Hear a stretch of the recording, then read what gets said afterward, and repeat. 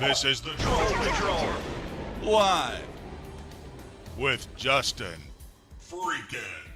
Welcome to the Troll Patrol Live. It's a freaking DNC Eve. That's right, we are less than 24 hours away from beginning our Democratic National Convention coverage. Tomorrow night is Joe Biden night.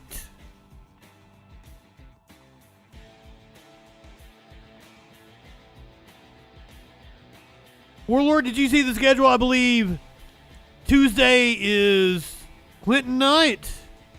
Wednesday is Obama and Walz. Thursday, I have the clip that right-wingers are saying is the vice president drunk. I've already listened to it. I don't even think she sounds drunk, but I'm pretty sure they slowed it down. There's like music playing behind. It's like stupid. She's not even slurring her words or getting tripped up. It's wild. Be sure to leave ice cream out for Joe Biden tonight. Good evening, Minty Treasure. He does not like mint. He likes double chocolate. Double chocolate is the president's favorite ice cream. It's amazing, I know that, but he is famous for having a penchant for ice cream. And it's weird that he says that because, like, every picture I believe I've seen of him eating ice cream, it's been vanilla. But he says double chocolate is his favorite. I don't know what double chocolate even means. Is it chocolate ice cream with chocolate chunks in it? Perhaps. That would be good. I like this. So I'm a big fan. The Kroger has a brand of ice cream that is raspberry ice cream with dark chocolate chunks, and then it has these other, I don't even know what it is. It's like grainy types of chocolate that there's like ribbon throughout the ice cream, and it's so fucking good. I'm talking about ice cream now. Jesus Christ. We got a jam-packed show for you tonight. I did not get an animal video yet. I forgot to do that. That's the only thing I didn't do. My apologies. DNC security measures apparently caught the people of Chicago off guard. Torchy, good evening. Giving some people flashbacks of the 1968 Democratic Convention. One person was killed in a bombing in Tel Aviv. We're going to hear from a Hamas leader who was on CNN. Apparently asked if he took responsibility or had any regrets for October 7th and gets real mad over getting asked that question. Nancy Mace had a complete fucking meltdown on CNN the other night. You guys probably saw the clip. It's my chat. It happened on like Friday. It might have even been Thursday night. So the clip has been going around. You guys have probably seen the clip. If you haven't, holy shit. Socialist Aunt, good evening. Here is your meme of the day. Got Bayo will have his first role in decades they ever do a Ghislaine Maxwell movie.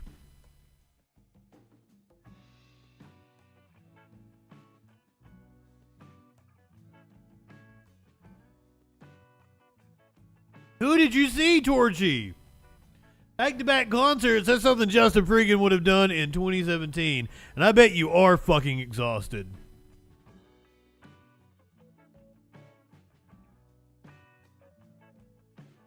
I saw Lady Gaga in Atlanta one night and saw the Melvins in Nashville the next night. Who did you see? I love concerts. I want to know who you saw. Violet, good evening. Hold out for that Charles in Charge reboot. I never watched Charles in Charge. Fucking Collective Soul is excellent. You know what? I like a few Hootie songs. Not the biggest Hootie fan. But if there was a band that I was like, I wouldn't mind seeing them and would probably sing along to more songs than I would have thought, it would be Hootie and the Blowfish. Zach Brown, excellent. Excellent musician. What was it? Kenny Chesney? Not the biggest fan. I met him one time because he went to my college and he was a fucking dick. Collective Soul is possibly one of the most underrated bands.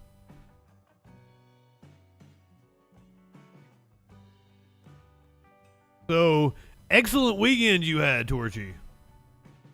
Also, we need to get high. Venus, good evening.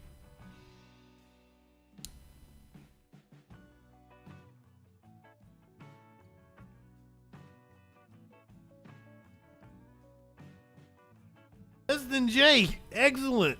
You know, I think I saw them back in like 2002.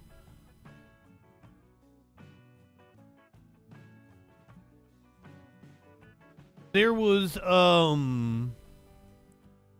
was a band that went to the college. I went to Western Kentucky University originally. I'm a graduate of East Tennessee State University. When I was 18, I went to Western Kentucky University for a semester. And there was a band that was like really famous. I don't remember what their fucking name was. They were locally famous. And I want to say they opened for like Less Than Jake in town at some point in time around that time period. Oh no, Socialist Aunt, I don't want you to pick up a shift. I want you to be here with us for the DNC convention tomorrow night with Joe Biden. Joe Biden will be speaking. Tadpole, good evening. Snicks. Snicks, oh wow, but so true. But so, fair enough. Extra money is always good. If you're getting that OT on it. Georgie, have you seen the meme? When I say Joe Biden, there's a, hold on, let me see if I can find it because it's been forever. But it was, do you remember like Joe Biden falling down the stairs meme? And he's like gripping himself. And they made him like dancing a jig and shit. Well, one of them was like him doing like the bicycle kicks for Mortal Kombat. And for the name, it said Joe Biden. And I've been calling him that since. But unfortunately, in my downloads folder, I save as many as 50 to 100 pics daily. So going back and finding a meme that I have in this folder can be difficult at times. There's several pics of Destiny, so that would have been around the time that I was on stream with Destiny, and I think Joe Biden was before then.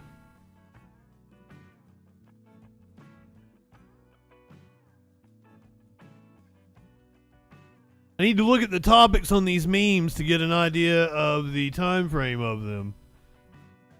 Oh god, I remember this one. Man, put them greens in her ass and let's go. I got places to be. And did we do the deep dive here on stream? We find out like where the painting is from and shit. It's like not a classical painting at all. This is like some dude from like the last 10 years. And he liked to paint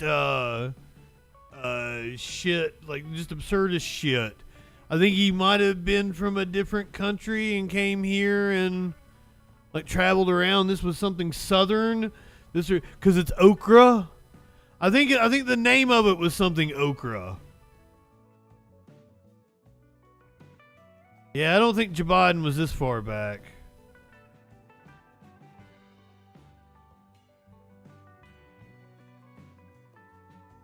Man, I really liked that meme too. I'll have to find it again. Joe Biden. Looks like we're in the time period when Kendrick Lamar dropped Not Like Us. Several memes related to it there. There it is! There it is!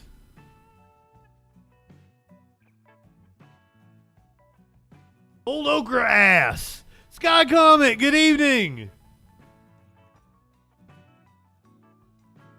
I don't think Bayo died, did he? Did he?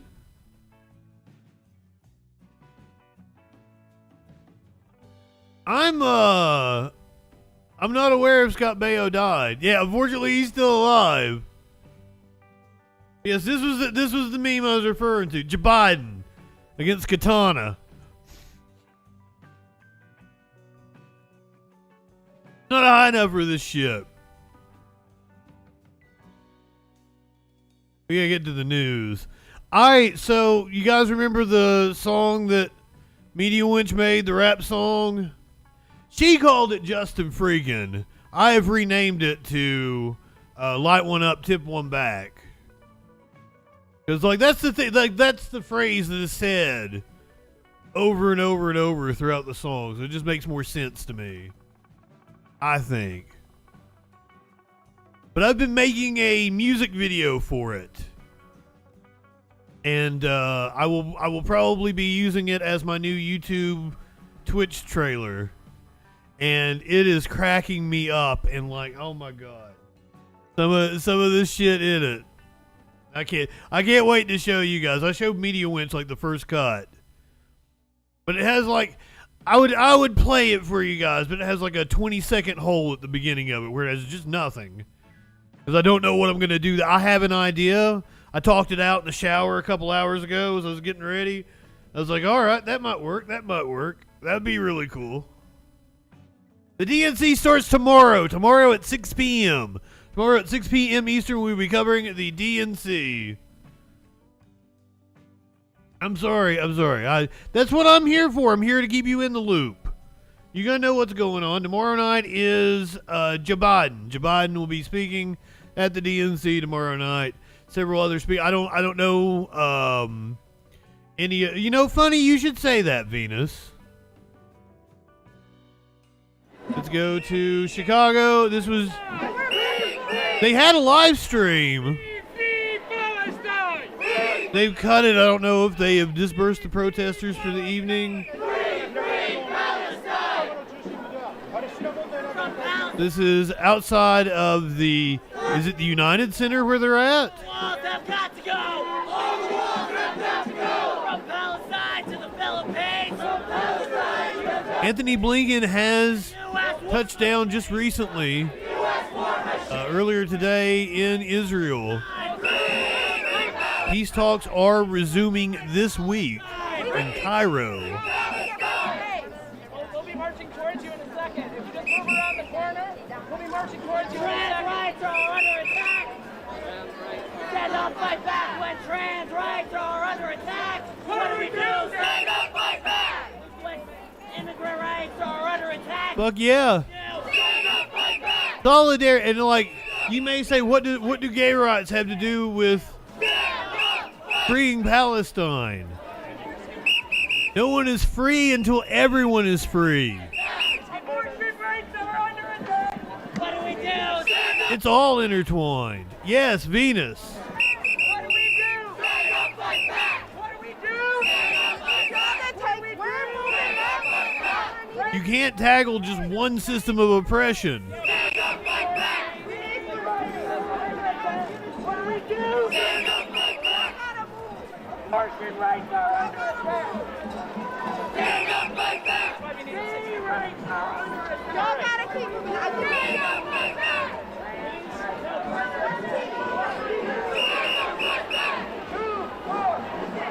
Can y'all give me this space? Thank you. I don't want to sit. Abortion rights in every state. We need y'all to move quick. Can I comment? That's a good question. Traditionally, the other candidates do not campaign. It's like a courtesy. The week of the convention, the other campaign shuts down. They take like a little vacation. But this is Trump. Things aren't normal. It wasn't even a Harris campaign when the Trump convention was going. Trump convention. The Republican convention was. It might as well be the Trump convention, right? That's what it was. I think he did in 2016. Like, he didn't hold rallies or anything. It's possible he'll try to pull some kind of stunt. Thank you. I wouldn't put it past him. But how is it going to resonate? What's he going to do? Go on Tucker Carlson the night that Harris speaks? Go on with Tim Pool? Like that's what he would pull. And he's already done Elon. He's already done Tucker. So I mean, what would he go on Fox? Just a sit down interview with Jesse Waters or Sean Hannity? I mean, like that's not even gonna be a blip.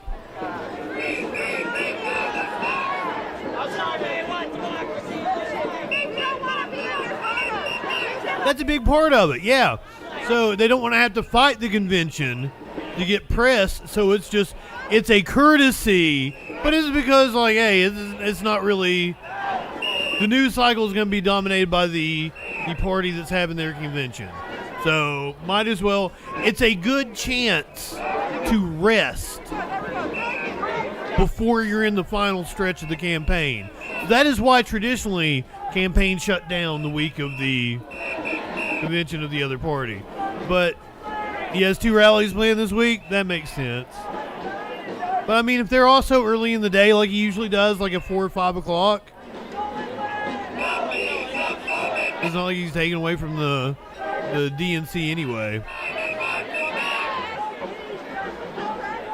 Ooh, the fact that he's in North Carolina, and the fact that it's like he's been in North Carolina already, he's going back to North Carolina, that's a good sign. Hey, it's good evening.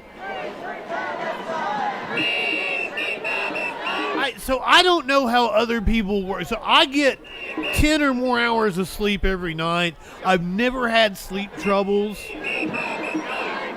I wish I didn't sleep so fucking much. I feel like these people that are out here sleeping 6 or 7 hours, good on you. I don't have enough hours in the day as it is. But I'm like fucking, I don't have any control over it. I see the two of us are like the polar opposites, I guess. Well, I guess the polar opposite would be you're not getting any sleep at all. That was the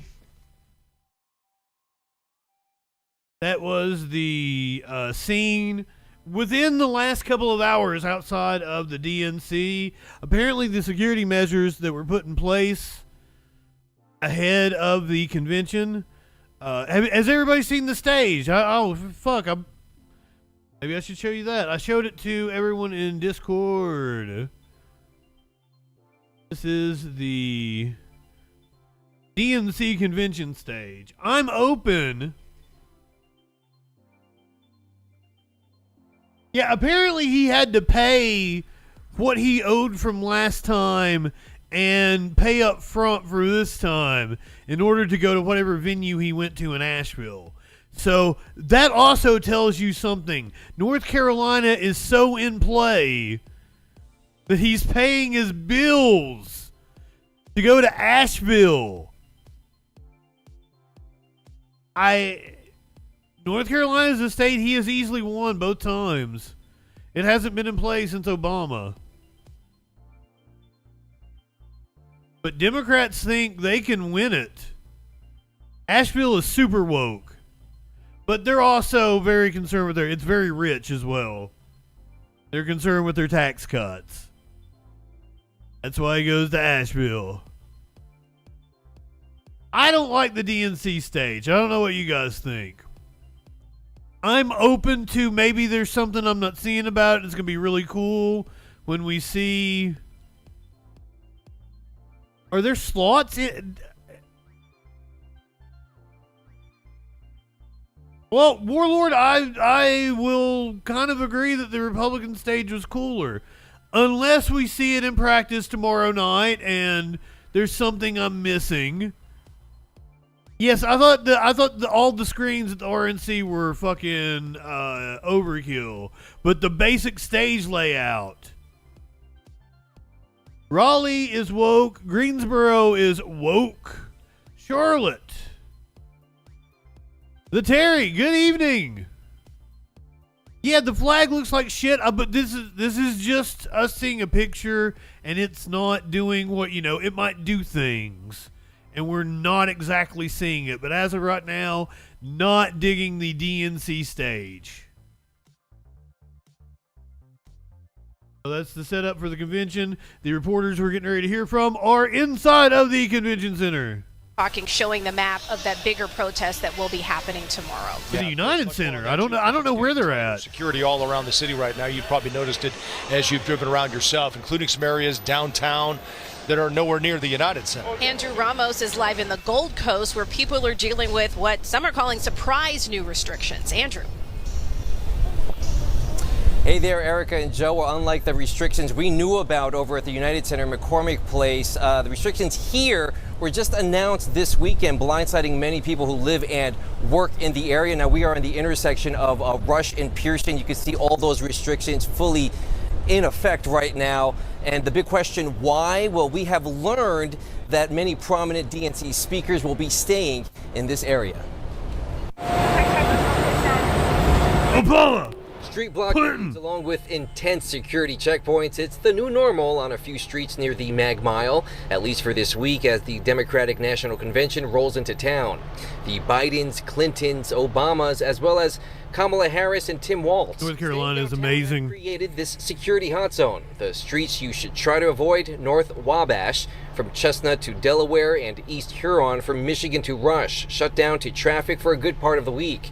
If you work or live in the area, be prepared to show identification to gain access to certain buildings. Some workers we saw did not plan ahead and were stopped by Secret Service. They were directed to take detours, which led to a security checkpoint and an intense vehicle search. Security here the tightest it's ever been for those who live in the area, setting the stage for what will be an eventful week. Wow, this is like crazy. Like, it's a lot of important people are going to be here, and we're happy that they're going to like be safe. But yeah, it does feel like a police state with all of the like big walls going up and everything. It's a little crazy. Well, the city's Office of Emergency Management is urging people to really keep tabs on any pending closures, and they could do so by either visiting their website or downloading the city app. That's the latest from here in the downtown area. Andrew Ramos, CBS News, Chicago. They are bringing back memories of the 1968 convention that took place in Chicago. The 1968 DNC. Yeah, how much did that cost? That's a good question, Terry. The city of Chicago is stepping up security as tens of thousands of demonstrators are expected to descend on the Democratic National Convention. The vast majority are protesting the conflict between Israel and Hamas. The prospect of those protests is evoking memories of the 1968 DNC, which was also held in Chicago. That year, anti-Vietnam War protesters clashed with police. Images like these aired on television, and protesters chanted, "The whole world is watching." Tensions were also high inside the convention as delegates argued over the party platform. Security forces even clashed with reporters, blocking CBS's Dan Rather from speaking with one participant. Take your hands off of me. Unless you intend to arrest me, don't push me, please. I know you won't, but don't push me. Take your hands off of me unless you intend to arrest me. Kill Dan! This year, protest organizers are calling for calm. Chicago's mayor tells CBS the city's ready and its visitors should feel safe as demonstrators embrace their right to free speech. We'll be right back. I believe Rage performed outside the DNC in 2000. That was cool. They have been accused of playing at the DNC. To which Tom Morello, like on Twitter by Dumb Fox, to which Tom Morello's had to chime in and be like, no, that was a protest. Oh. Remember I said that the State Department, Anthony Blinken, the Secretary of State, has arrived in Tel Aviv as a bomb has gone off. At least one person was killed. They are resuming talks about a ceasefire this week.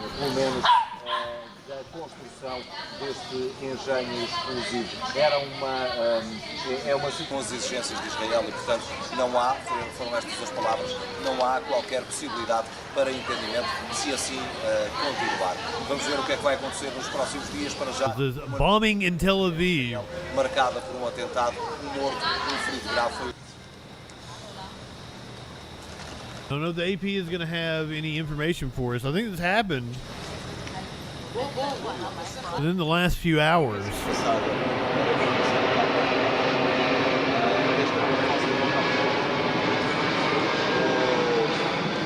Blinken landing in Tel Aviv earlier today.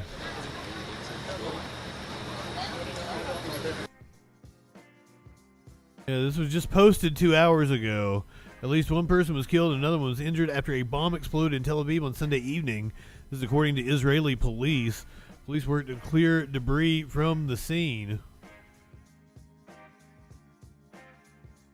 Blinken there to meet with negotiators in Cairo. One of the Hamas leaders gave an interview to CNN. Apparently things got a little heated. Ahmad Hamdan, he is a senior member of Hamas. He joins me now from Doha in Qatar. Thank you for taking the time. Thank you. Let me begin here. We're 10 months into this war. Gaza Health Ministry officials say that 40,000 Palestinians, the majority of them civilians, have been killed. On October 7th, Hamas killed hundreds of Israeli civilians. Does Hamas today regret the October 7th terror attacks? And let me rephrase that for you. He is asking if he condemns. He condemn. Fleabag. Well, it seems to me that you are giving the Israelis the right to kill the Palestinians when you ask if we feel regret for what Israel has done. You have to understand that Israel has been killing the Palestinians for the last 76 years. And when the Palestinians react against the occupation, who failed the Palestinians, who failed Oslo Agreement, who continue undermining all the peace process and trying to take over all the Palestinian lands, talking in public about kicking out 2 million Palestinians from West Bank to East Jordan. All this is the right for Israel. And when the Palestinians react against the occupation, they have to regret what the Israelis are doing, killing them by thousands, Mr. as Hamdan, if the Palestinians were the cause of those killing. I've been coming to this part of the world for more than 20 years, and I have personally covered terror attacks by Hamas that killed Israeli civilians more than 20 years. So I'm asking you this, just looking at the last 10 months of this conflict for a moment, does Hamas accept any responsibility for the deaths what about all the Palestinian civilians in Gaza? Because as you know, Hamas tunnels, Hamas military units are based under and around homes, mosques, schools in Gaza. Do you accept responsibility for any of the deaths in Gaza? Yeah. Unfortunately, you have covered this region for 20 years, but you was watching the region by the Israeli eyes. You didn't show the Israelis killing thousands of Palestinians within those 20 years. In 2014, Israel attacked Gaza and they killed more than 4,000 Palestinians. You didn't see that. They attacked Gaza and they killed in one day 1,000 Palestinians in 2008, and you didn't see that. Those attacks. Actually, I was here in 2014. I was here in 2014, and I was here in 2008. I'm asking you if Hamas. But you didn't cover it. I do, but what you're saying is factually not true. I was here for both. I was here for both of those conflicts. My question is, does Hamas accept any responsibility for the deaths of its own people in Gaza? He didn't say anything that was factually untrue. Like, he didn't even really, state anything as a fact. He just threw out that you weren't covering the deaths of Palestinians. Excuse me, you can't ask and answer by yourself. Either you let me to answer, or you can finish that talking by yourself to yourself. If you wish that, it's okay. I'm done. I have to answer, and I want to say what I want to say. It's not your duty to dictate what I'm supposed to say. It's not your duty to receive the answers you wish to receive. So the question is, do you accept responsibility for the deaths of civilians in Gaza? That's the question. You still keep watching what is happening by the Israeli eyes, listening by the Israeli ears, acting as if you are part of Israeli military attack against the Palestinians. It seems that you support the killing of 40,000 Palestinians. You are not blaming the Israelis for anything. You are talking about Palestinians who are being killed as if they were nothing, and you are just saying that the Palestinians were killing the Israelis. Let's go to West Bank. There is no Hamas. There is no action from Hamas, and the Israelis have killed already 800 Palestinians in the last 10 months. What about this? They are talking about the Palestinian in fact, sir, as you know, CNN has covered the deaths of Palestinians quite closely. But let me ask you a question here, because you're saying, unfortunately, you are shitty video. I'm going to quote you right now. You didn't show the women who. Oh yeah, this is Jim Siota. I'm going to quote you right now, a Palestinian in Gaza. We are talking about 16,000 children who are being killed by the Israelis, and you are asking if the Chateau. is responsible. I'm very aware of the civilian toll in Gaza. Excuse me, you are not listening, and you are not allowing me to answer. You don't want to listen to the facts. You just want to listen to yourself. It's okay. That's enough. It's fine. No, I'm going to quote you now. I'm going to quote you now, a Palestinian from Gaza. You want to hear to yourself. You just want to listen to yourself and to the Israelis. If you are aware and worried for the reaction of the Israelis, don't talk to Hamas. Thank you very much. The Israelis have killed us, and in fact, we've invited you on the air to ask you questions. You are in a responsible position for the killings of the Palestinians. You are supporting the killings of the Palestinians. I'm sorry to hear that from the CNN. Thank you very much. I have to finish that. Thank you. Let me ask you, I'm going to quote you. Sorry to hear that from the CNN. Well, there you go. It's a shame we did give him the opportunity to answer questions on the state of the war there. To an extent. You kind of hassled him. Let me see if I can get us a live shot of the protesters once again. Predominantly pro-Palestinian protesters outside of the DNC. However, there's going to be a variety of causes. There's going to be a variety of different protesters. Not all of them are there for that cause. It's one of those things where it would kind of be hard to pick your flavor of protest that you wanted to take. That's why the one group was chanting for LGBTQ rights and Palestinian rights. Good combo. I'm not seeing a live shot outside of the DNC.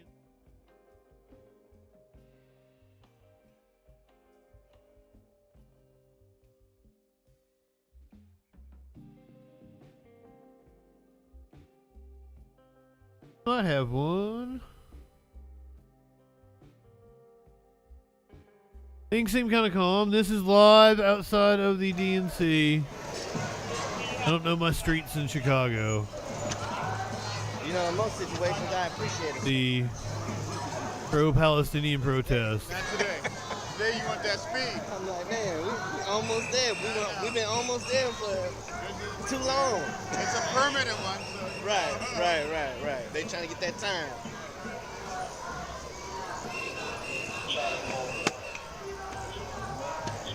Purgatorus, this is live. This is live right now. Oh, you're right.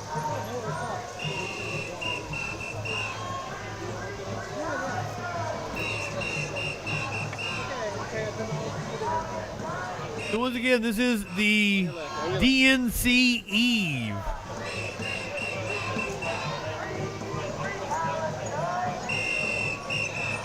Police chase, you say? I might have one of those in my pocket.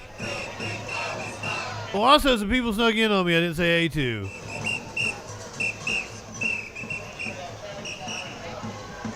Bellow Possum playing Punch-Out. Jen, good evening.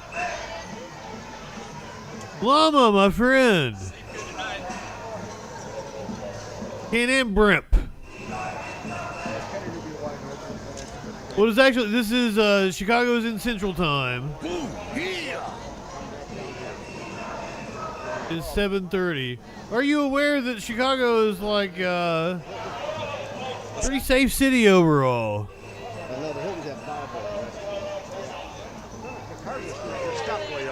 Kelly, thank you for the resub. Also, good evening.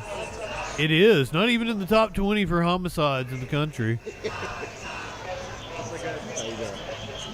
Places like New Orleans and Shreveport, St. Louis. I'm trying to dance with you. Yeah, it's fun. I love doing that. Little Rock, Memphis, Birmingham. Those are the most dangerous cities in the country. I know fucking red states are shitholes. Light one up, tip one back. It's showtime.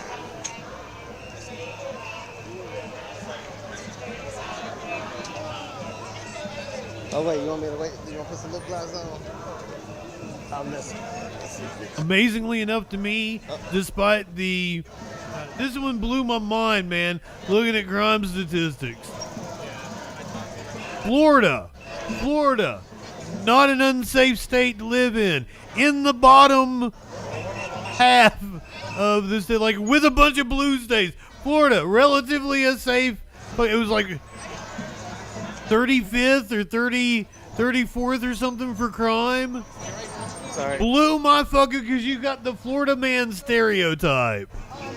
And we cover so many goddamn stories from Florida. Not that I know of, my friend. Perhaps you suffer from, God,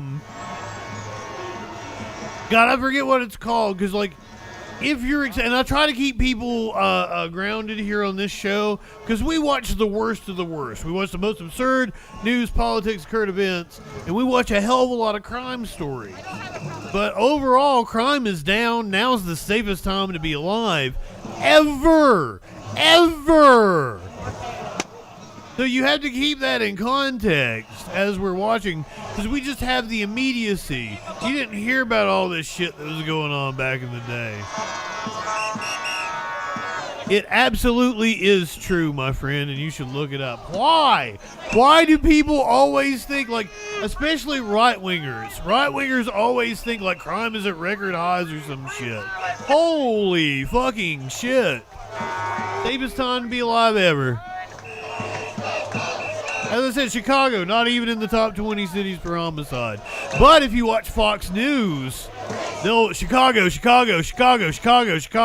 all the fucking time.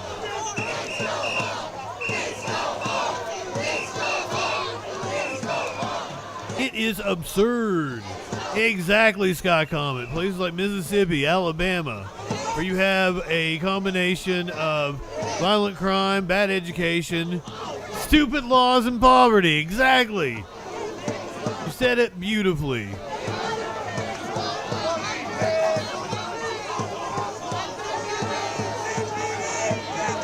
Yeah, that is also a lot, like, there is a lot of crime that happens in Chicago because there's a lot of people there.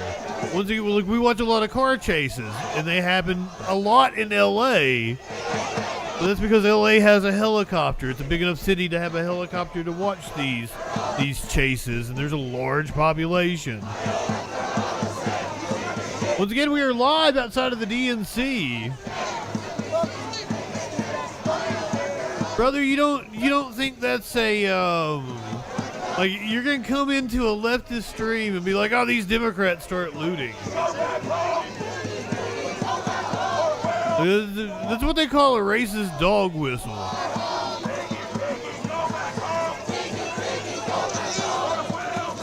In the fight, I absolutely did, M. Lord. I was procrastinating on doing work. And went and hung out in some different streamers' chats for a little while today.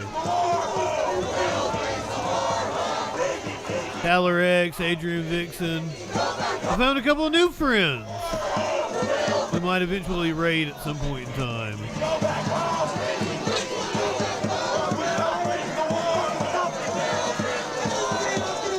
I don't understand do I think these are about. I know this is the Democratic National Convention.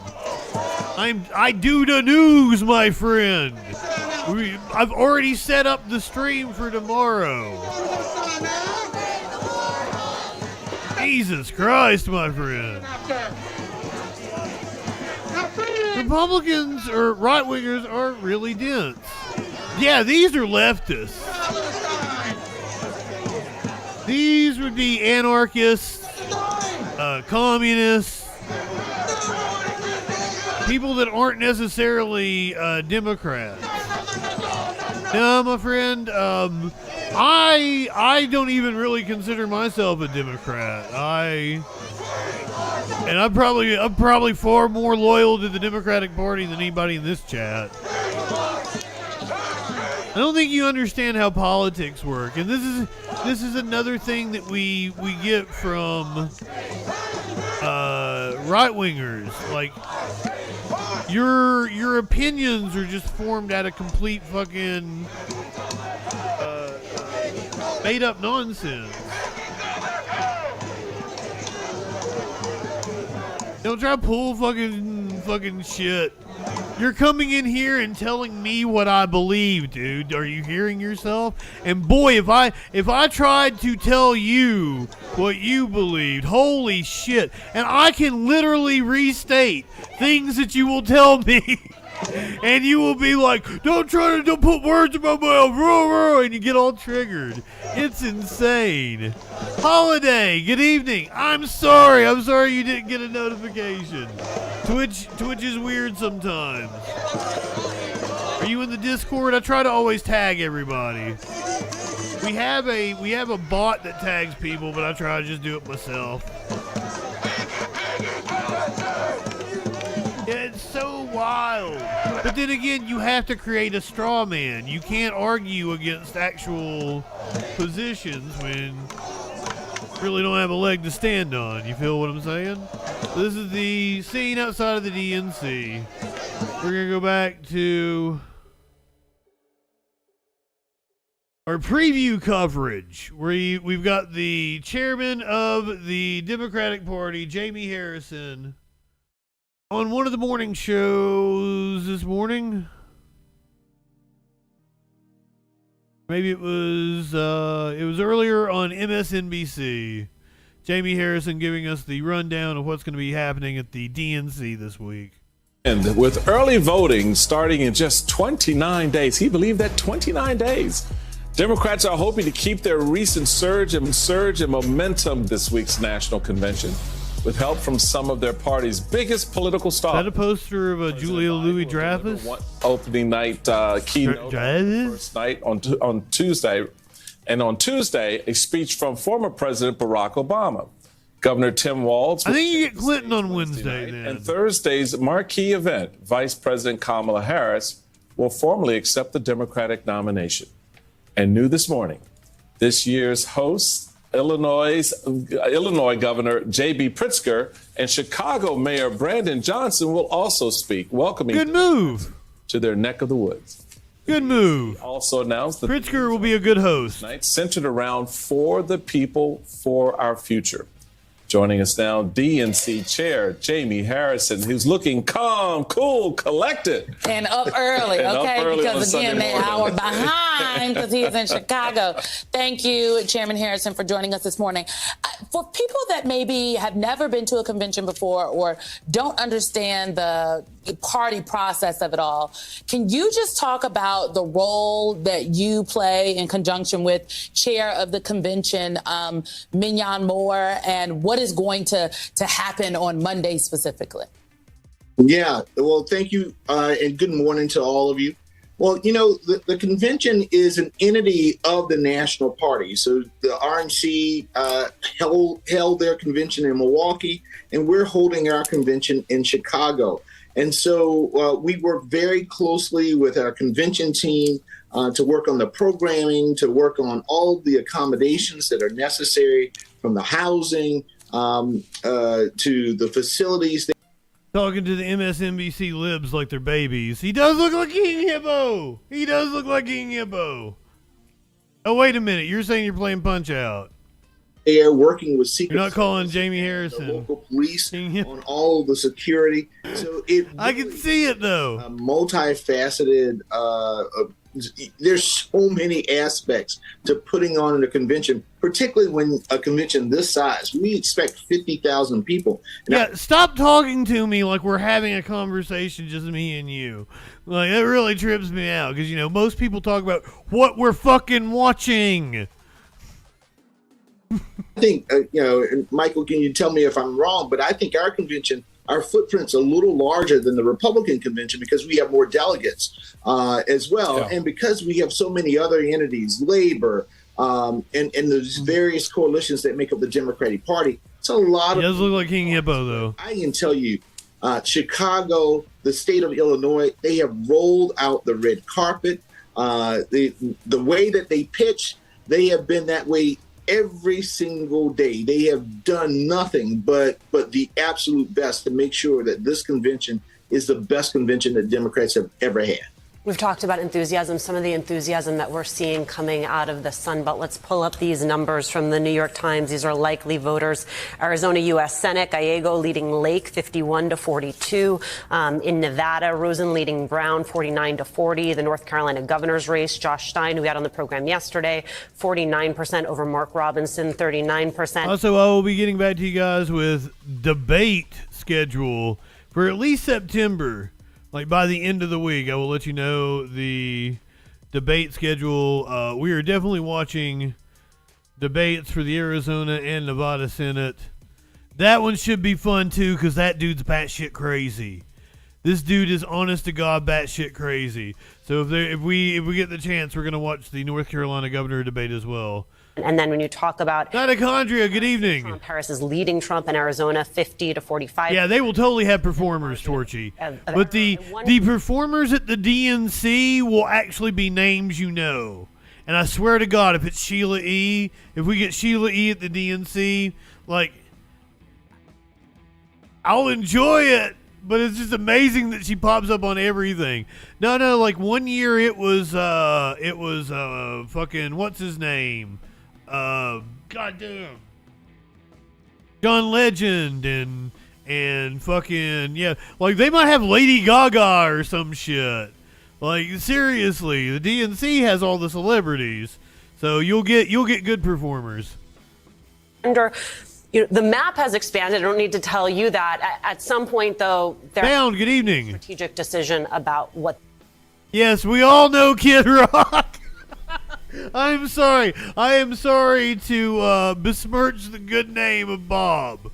My apologies. The most likely path to victory is. I wonder if you see that beginning to crystallize and where you want to invest your resources.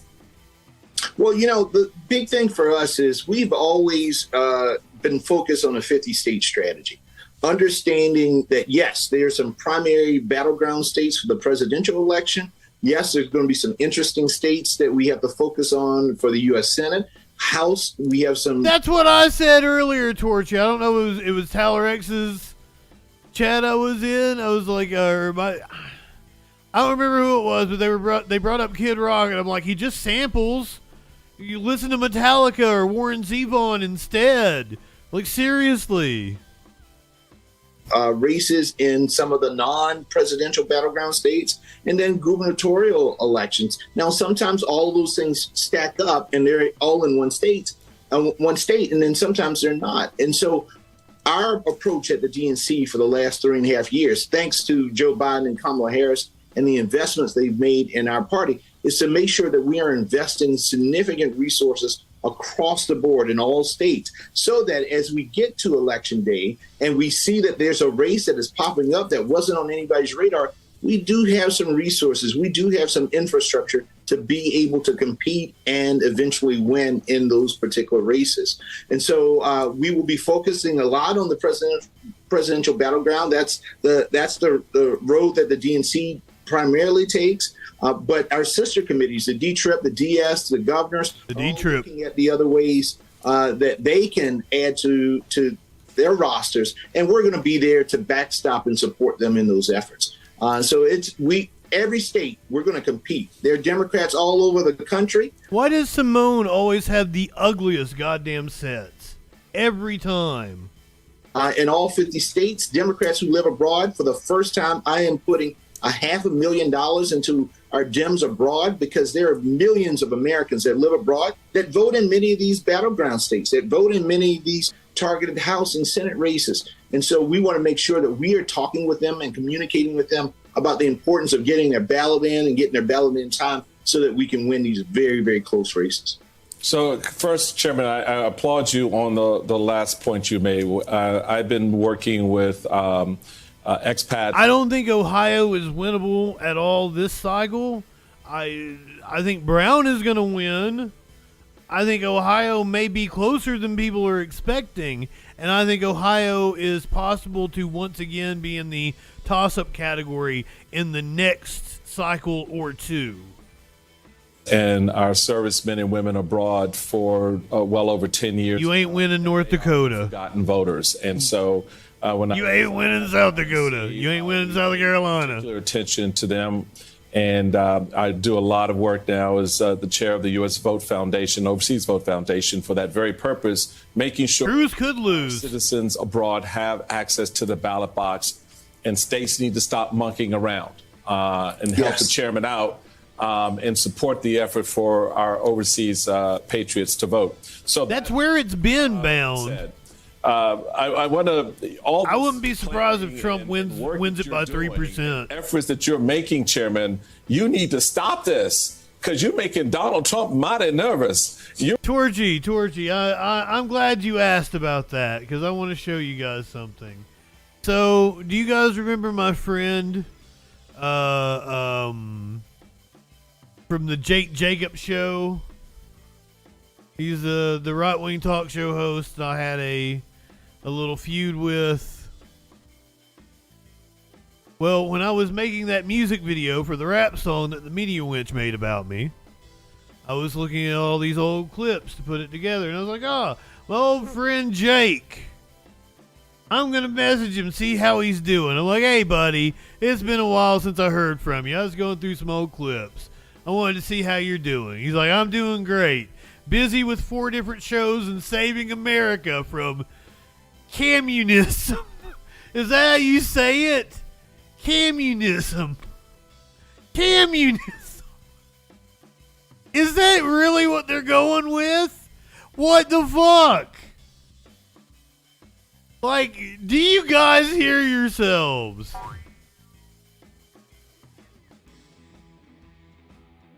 You're all fucking puppets. You all say the same goddamn shit. And this motherfucker, I just reached out to him. You can even see the bottom of my message, brother. I reach out to you genuinely to see how you're doing. And you come at me with that bullshit. And that's where I'm like, dude, I know you're a smart guy. You have a PhD. You know what communism is. And you know price controls aren't communism. It's stupid. It's nothing but Red Scare propaganda.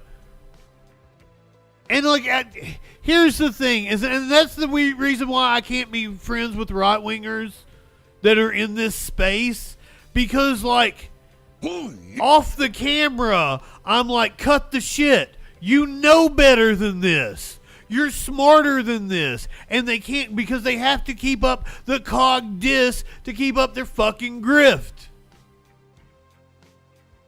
Friggin' Banana Pants, I love your name. Thank you for being a friggin' follower. Thank you for brightening my day with a name like friggin' Banana Pants. I'm JustinFREAKIN. I'd wear a pair of friggin' banana pants. Libertad, good evening. You're making Republicans a little bit scared because... Arm less. Good evening, my friend. I don't feel it's fair that they get 4 U.S. senators. I absolutely don't. If I had total control, I'd combine the 2 states. You're just Dakota now. You get 2 senators. No, Kamala Harris is not a fucking socialist. If you think Kamala Harris is a socialist, you are either ignorant, incredibly stupid and bought propaganda, or you're lying. And this is the reason why I call right-wingers fucking morons. Like, brother, like, if you are an intelligent person and you're just pulling my chain and you're going with the Republican line, like, realize that Rush Limbaugh recognized how fucking crazy you fucks were before he died. As a conservative, it's getting harder and harder to not look like a kook. I would totally be like combine Delaware into something else. I'm all for it. Let's reallocate the fucking states. Yeah, her dad was, but they apparently don't even like talk to each other or some shit, as I understand it.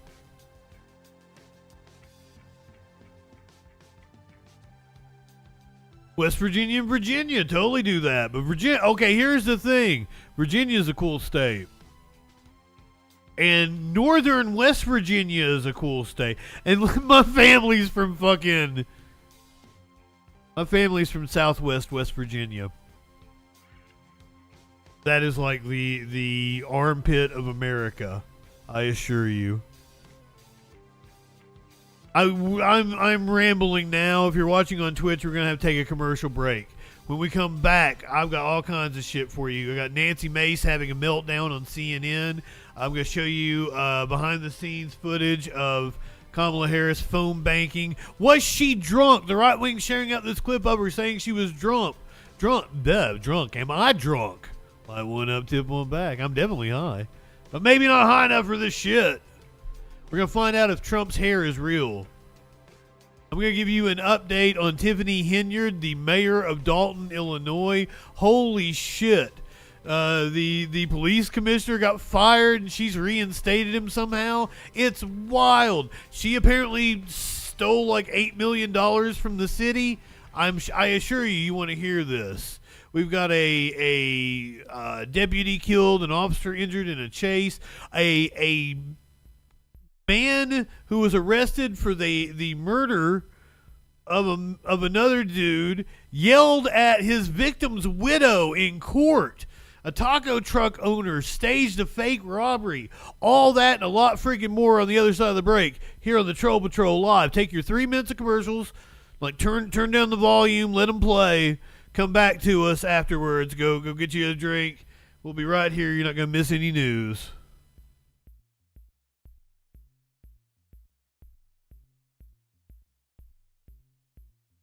If it plays, I don't know. Twitch has been weird.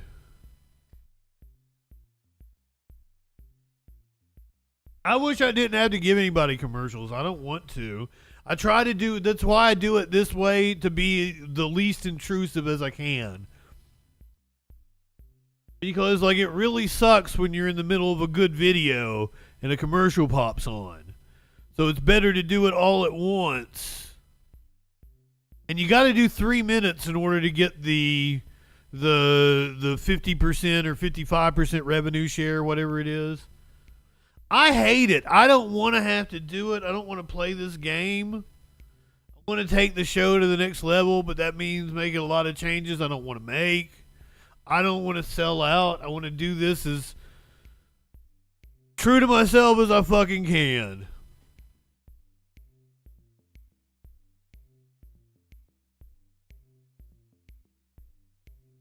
Sovialism? Is that what he said? That I missed that one. Holy fuck. Or maybe I saw it and just thought he was making a typo. Fucking A. And once again, Hootie. That's one of those bands that, like, if I saw them, Like, I'd be like, oh, shit. Like, I'm really into this. I'm enjoying this more than I thought I would. I hated that Let Her Cry song, but, like, everything else... Dude, he's overrated, man. Hootie is overrated. Not real Minecraft. Minecraft alt. Good evening, welcome. If you were here for the politics, you came to the right place. We cover the most absurd news, politics, and current events on the internet. We're kind of towards the end of the politics section. We're going to get into the crime soon, but there's still some politics to go, and I would say probably the best part of the politics is to go.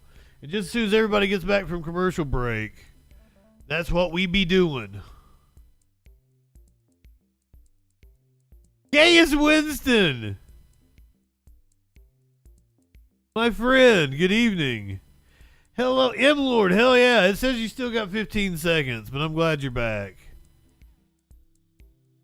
Representative Nancy Mace from South Carolina went on with a panel on CNN, and she refused to say Vice President Kamala Harris's name right.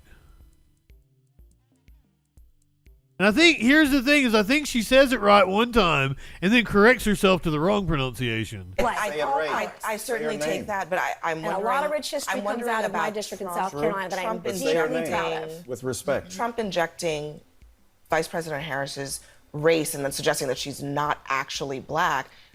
Ponder Monkey, good evening. Should he stop? Well, I mean, Yes or no? I didn't hear him say it. I didn't hear what he said about her race. I am not going to weigh in on her race. As a woman, He did say it. Okay, well, as a He definitely said it. I want to She weigh turned in. black, he said. He said she was raised Indian. Now she was Indian, all he knew. Now she Well, turned she's a black. mixed race, right? She's a mixed race. Yes. To the National Association of Black Journalists. Right. He went to, and he said at the same event where he said he'd done more for black people than any president in history. I guess here's the thing. When he was president, wages for women were better than they've been in a long time. Wages for blacks were better than they've been in a long time. The lowest black unemployment rate in history. It happened under Joe Biden. He did a lot of good. Let me just finish this to both people of you. from all walks of the This country. doesn't take that much courage, honestly, to just say that was out of bounds. I don't know what he said. I didn't see He the said interview. that she turned black. He questioned whether she was really black. I don't think that's that hard to say. That's out of bounds. Can you say that? I mean, I didn't say it, and I would not say it. Just say yes. I just said it. We are connected to your inability to pronounce her name. We are out of Now time. it's a very... We are out of time. It's a cult. They won't say anything that goes against the cult. Yes, you are. You are a cult. This wasn't even that segment. Oh my God. Speak out against the cult member. You're a cult. The cult leader is Donald Trump. We are out of This is a different segment. Apparently, this is the name segment. The whole interview was apparently batshit like that. Kamala's. You had it right. You almost got it. I will say Kamala's name any way that I want to. No, but you mispronounced her and you also misjudged her. I just did, and I'll do it again. Mispronouncing her name. That's a Congresswoman refusal to acknowledge her humanity. If I purposely mispronounced your name, that would not be appropriate. Policies. But when you disrespect Kamala Harris by saying you will call her whatever you want, I know you don't intend it to be that way. That's the history and legacy of white disregard for the humanity of black people. Oh, so now you're calling me racist. I didn't say. I just said that you is weren't a BS. racist. That is complete No, you don't have to intend racism to accomplish you are it. intending that I am Your disrespect racist, of Kamala and Harris that is part and offensive. parcel of a tradition. Oh my God, Venus, I forgot about that she spray painted her own home and blamed Antifa. Devil, good evening. She is indeed a racist. Disrespect. Why can't you just, Congresswoman, and it's, why can't you just, I'm not calling you a racist, I'm telling you what the practice is You racist. are. You absolutely are. Let me get No, what's disgusting is your disrespect of her. Professor. This gentleman said, You know what? I didn't know her name, he's trying to do is it. her disrespect of women. She doesn't know what a woman is. Wow. 25 years ago, White women don't have the ability to tell black women who paid the price of blood to make this country what it is to tell them they're not real women. 25 They years care ago, for your babies 25 years ago, respected I your became humanity. the first woman to graduate from the Citadel, the military college of South Carolina. I So call fought her my name way right. through it. So pronounce her name right. Let me So pronounce her name right. Kamala Harris. If Kamala, I were a man, you said I this will before. say Nancy anything that I Nancy. want. It's Come on, Kamala. it's You're Kamala. doing this on purpose, Congresswoman. That's disrespectful. You can't expect people to If respect a your man put service on if a you don't skirt and respect walked hers. that stage 25 years ago, she You're a would have white said woman it. She would have disrespecting taken A man put on a skirt. Professor That's Dyson, let me get in disgusting. here Say it right. I certainly Say her take name. that, but I'm And wondering. a lot of rich history I'm comes wondering out of my about district in Trump- South Carolina that I'm Trump deeply Say her proud name of. with respect. Trump injecting Vice President Harris's. So that was the rest of that clip. Sorry. Got my clips mixed up. That's the problem with trying not to be a pre-watch Andy. And give you my honest reaction on the stream, but sometimes I get my streams crossed. Ah ha ha! You can call her bitch if you want to. Some people might say that, but some people also might get offended that you use the word bitch. I love the word bitch, and I don't think I can ever erase it from my vocabulary, but some people have thought that we need to retire that word.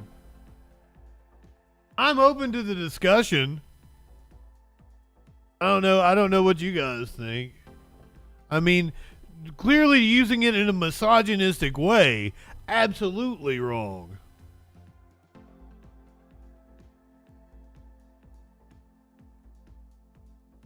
But like, you know, oh my bitches, yeah, like fucking just being like fucking funny. You know, I don't know. Or just saying that somebody's, you know, bitching about something. I'm very fond of using it in that way. Anyway. A conservative absolutely is a little bitch. Every time, 100%. And that's when I requested my unban from, Penumple TV. Because he has banned me from his chat. I think he's on right now. I can't go talk to him. When I requested my unban, I was like, don't be a little bitch. Here is footage of Harris phone banking. I think yesterday, maybe? Nice to meet you. Thank you. Tell me about you.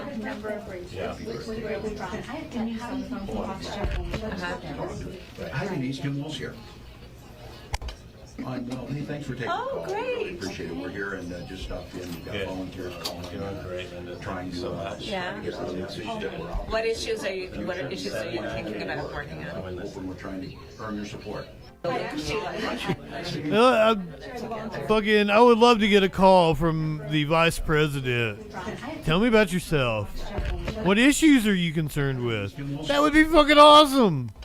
I'm well. Hey, thanks for taking the call. Great. Really appreciate it. We're here and just stopped in. We've got volunteers calling and trying to get the message that we're out. Is that Doug? Is that the vice first gentleman? Is that what's his designation? Oh, absolutely. I'd give her a piece of my mind. I'd be nice about it. Apparently, the right wing is now trying to slander her as being drunk all the time. And I love this. This account is not credible at all. I can assure you. I've came across them multiple times. Breaking. Multiple police officers have come forward stating that Kamala is 100% intoxicated in this clip and would have been charged with DUI. She was behind the wheel of a car. Now where's your citation for these multiple police officers? I don't believe it. And don't even get me started about the fact that cops charge people for DUI that are 100% stone cold sober all the fucking time. But I would put money on, first of all, there's music behind it. So you already cannot trust it. They have altered the footage. Because when we think about the strength of our democracy, you know, I think that there's a duality to the nature of democracy. When it's intact. Staffy, perfectly legit use of the word bitches. I agree. I love it. How is she drunk? She's not slurring her words or anything. Even if they did slow her down, she doesn't fucking sound drunk. So strong, the strength of our democracy. You know, I think that there's a duality to the nature of democracy.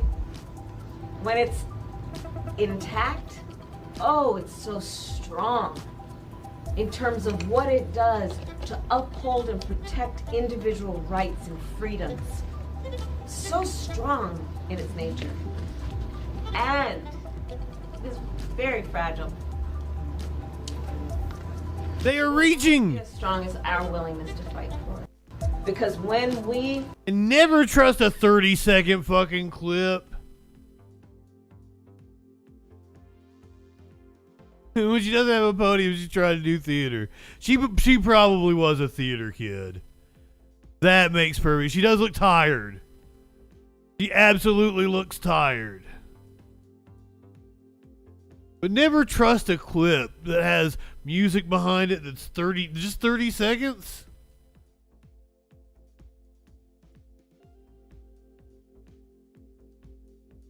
But this is literally Trump saying what he's getting ready to say. So, like, it's also a 30-second clip, so I don't know what to tell you. I mean, like, I say don't trust it, but, like, it's literally Trump saying what he's getting ready to say. I'm pretty sure you can trust it. Is his hair real? Really, I'm very smart, and I'm very competent, and I'm really good at business, and I can make this country so rich and so great again. But maybe people don't like my smile. Maybe they don't like my hair, which is real, by the way. Look at that sucker. Look. Come here. Come here. Come here. Come on up here. Come here. Come here. Get up here. Is that sucker real? It's thin, but it's real. Okay. Thank you, Doc. Be careful. All right. See, I had to prove it, you know. I'm in a good mood, so I had to prove it. Sorry.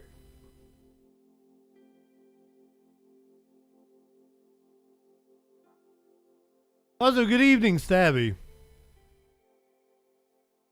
It's thin, but it's real. I like that all the comments are like, how can you not love this man? And like I did before he had like power that he could fuck people's lives up, you know? I enjoyed him back when he was on the talk show circuit. He'd make appearances in comedy shows. He's always been a criminal, but he wasn't bothering my life any. Not like we don't root on criminals all the time on this show. To the hero firefighter who was killed protecting his family during the assassination attempt on Donald Trump. This morning, we're hearing from his family in an exclusive interview with ABC Pittsburgh affiliate WTAE. Aaron Katursky joins us now with the story. Good morning, Aaron. Good morning to you, Lindsay. He was just like every other Nepo baby. That's exactly right, Venus. I have the same disdain for all Nepo babies and all rich people. But I can also enjoy them for, if they are entertainers. I can appreciate their art while also disdaining the wealth that they possess. His family was reluctant to speak out, but we're hearing from them for the first time since the volunteer firefighter was killed in the attack on former President Trump. This is the family he died protecting. He definitely was a hero. He saved his wife, he saved his child, and he was just the best guy. He was just the best. This morning, Helen Comprator and her daughters are speaking out for the first time about Corey Comprator, the volunteer fire chief who threw himself onto his family during the gunfire at former President Trump's rally last month in Butler, Pennsylvania. It is heroic. Angry, obviously. My husband took a bullet for him, but, that unfortunately was the plan that day. In an interview airing on our Pittsburgh affiliate WTAE, daughter Allison recalled the moment shots rang out, a memory still vivid and painful. I was the one that my dad threw down. As he was throwing me down, that was when he was shot. He ended up falling onto me. I was confused and I went, "Dad." And when I turned is whenever he fell down, and that's when I started screaming, and I was instantly I was trying to keep him from bleeding, and somebody had thrown down a towel. So somebody behind us. Don't forget to bring a towel. What was going on, and I was just holding it there and just screaming for anybody to help. His family wants Comparator remembered as more than the person killed in the assassination attempt of the former president. He isn't. Well, I mean, he took a bullet for his family. He protected his family. Like, that's true. Just the guy that got shot at the rally. He was a husband, a father, a son, an uncle, and he was the glue to our family. He was our strength. He was everything to us, and that is what got taken from this world. His two girls remembered their dad braiding their hair or teaching them how to do a back handspring. Michael, two others were shot during the rally. I never could do a back handspring. Back on July 13th, James Copenhaver and David Dutch, both of them are still recovering from their gunshot wounds. Michael? Yeah, I'm sorry the family had to go through that. Thank you so much. I can't believe Michael Strahan is like a serious news guy nowadays.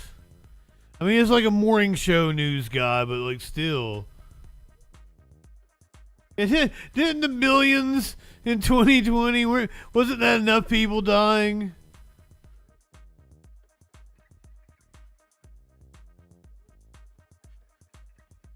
Here's a name you haven't heard in a little while. I'm glad to get to check in on him. Apparently, he's going to be pleading guilty tomorrow. His name, former Congressman George Santos. Representative George Santos due in federal court tomorrow, as sources say there's a possible plea deal in the corruption case that drove him from office. Senior investigative correspondent Aaron Katursky has more now. This morning, disgraced ex-Congressman George Santos is preparing for a return to court Monday when sources tell ABC News he's expected to plead guilty. Santos is supposed to stand trial next month, and just last week he reaffirmed his not guilty plea to 23 felony charges, including fraud, identity theft, and misuse of campaign funds. Now I'm going to have to go and fight to defend myself. But on Friday, his attorneys and federal prosecutors asked the judge, without explanation, to schedule a hearing where the sources said Santos is expected to change his plea to guilty, though they cautioned he could change his mind. The clerk will notify the governor of the state of New York of the action of the House. In December, Santos became the sixth member expelled from the House of Representatives after a tenure steeped in controversy. He admitted lying about his education. Okay, you can get away with pretty much anything, like, in this country, because it's just corrupt as shit if you're in Congress, especially. But, like, he went in, he ain't even, like, in Congress when he was doing this shit, because it was the campaign shit he was doing. And he was, like, trying to pull restaurant, like, if you were trying to rip off a waitress working at a restaurant, this is just the kind of scam he's trying to pull. He was thinking low level while being high level. He fucked up his chance. He could have been an excellent grifter, but no. His career, and his family background, falsely claiming his grandparents survived the Holocaust. But the criminal charges are about money. Federal prosecutors said he misspent campaign money on designer clothing, charged donor credit cards without authorization, and took pandemic-era unemployment benefits while he was working. He understands the seriousness of those charges, the fact that he could be facing 20 years in federal prison, and this might be an opportunity for him to avoid jail time or to minimize the amount of time altogether by taking a plea. It's not clear which of the criminal charges Santos may be pleading guilty to or what the sentence could be, but guys, he is due in federal court here on Long Island Monday afternoon. Guys. And we shall see a remarkable turn of events there. We shall see. It was a wild ride. I'm going to miss you, George Santos. I hope you have some sort of a comeback. But I do have a new corrupt politician that I'm kind of obsessed with. I was getting ready to say that she's a lot cuter than Santos, but Santos in drag is not bad looking. I would.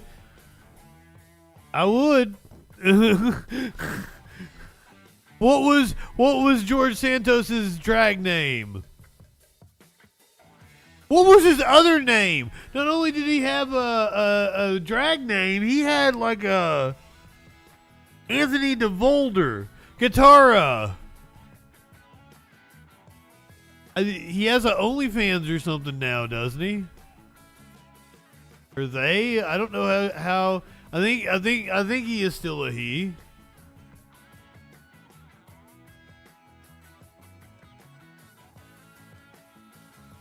What have you guys seen the Lauren Boebert with the crabs on her side? Surely that's not a real picture. What the fuck is that? Is that some kind of AI thing? Is that where that came from? AI fake? It's a real tattoo towards you? No, that can't be real. She didn't get crabs up the side of her. No. No.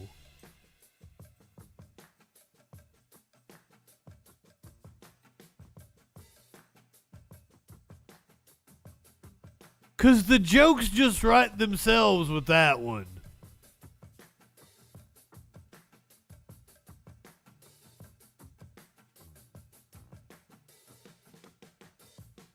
I saw a picture of her with crabs all over her side.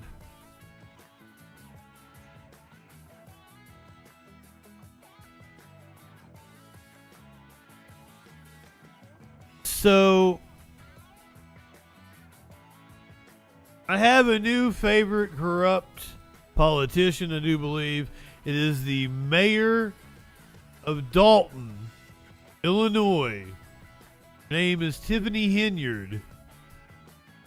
She has apparently stole like $8 million.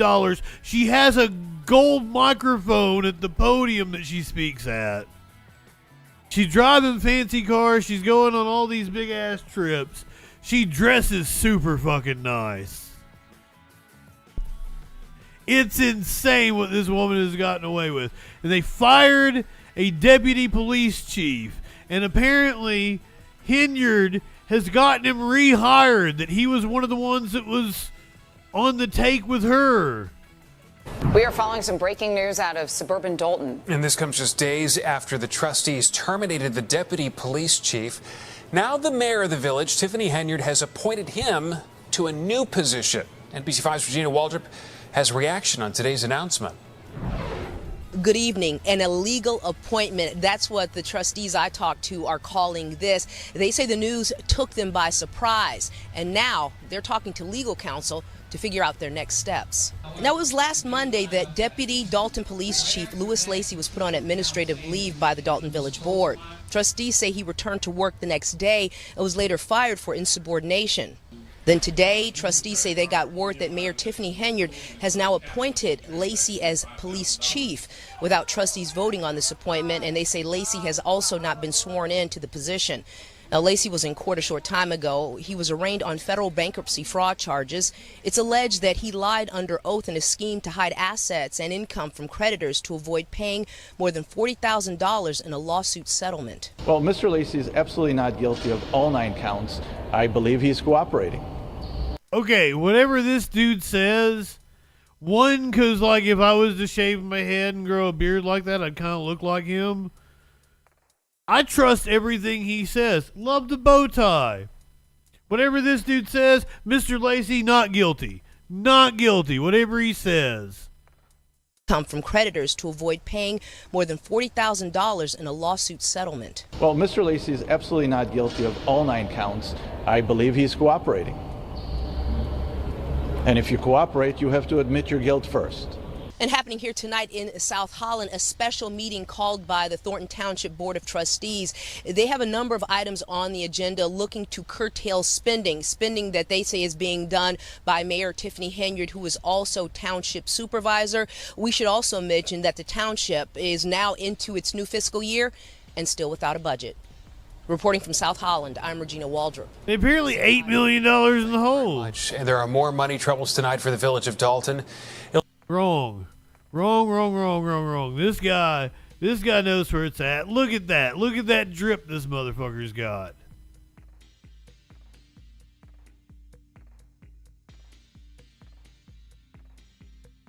With them glasses. He went to a barber shop, got that beard trimmed. This guy, Gal Pizetsky. That's his fucking name. Gal Pizetsky. I'd like to take a Pizetsky in Dan Crenshaw's eye pussy.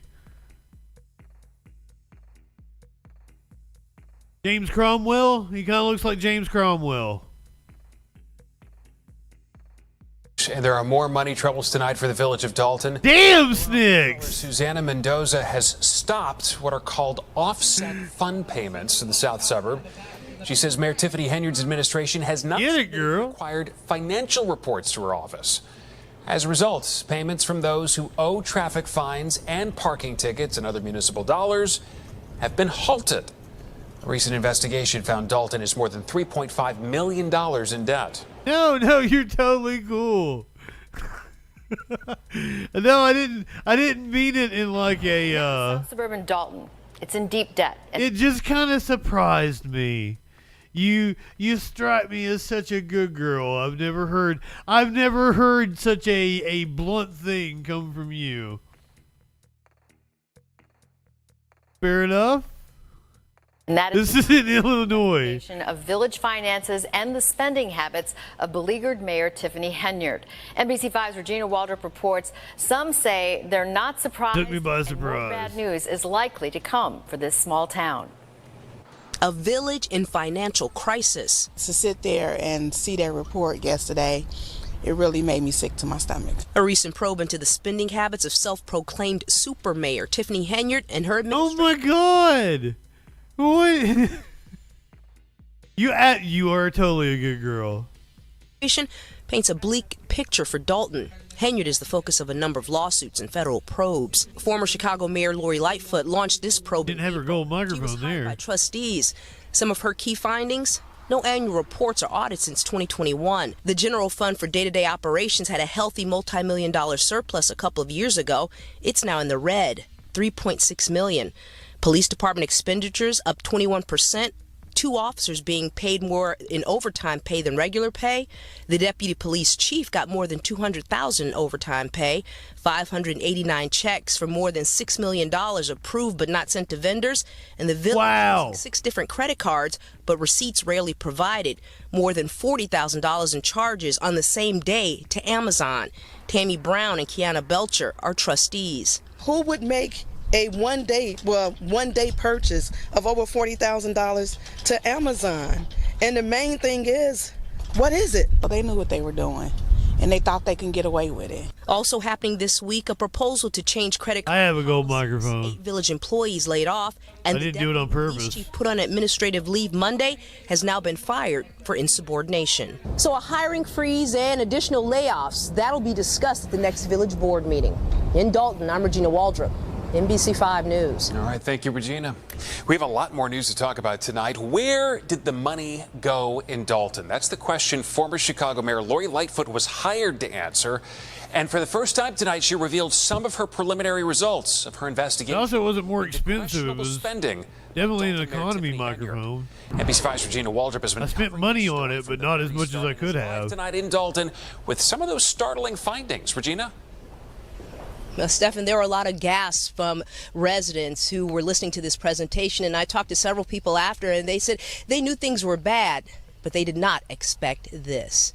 In Dalton tonight, a packed room for a long-awaited presentation on the village's financial crisis. Former Chicago Mayor and federal prosecutor Lori Lightfoot discussing her initial findings of an investigation into the spending habits of Dalton Mayor Tiffany Henyard and her administration.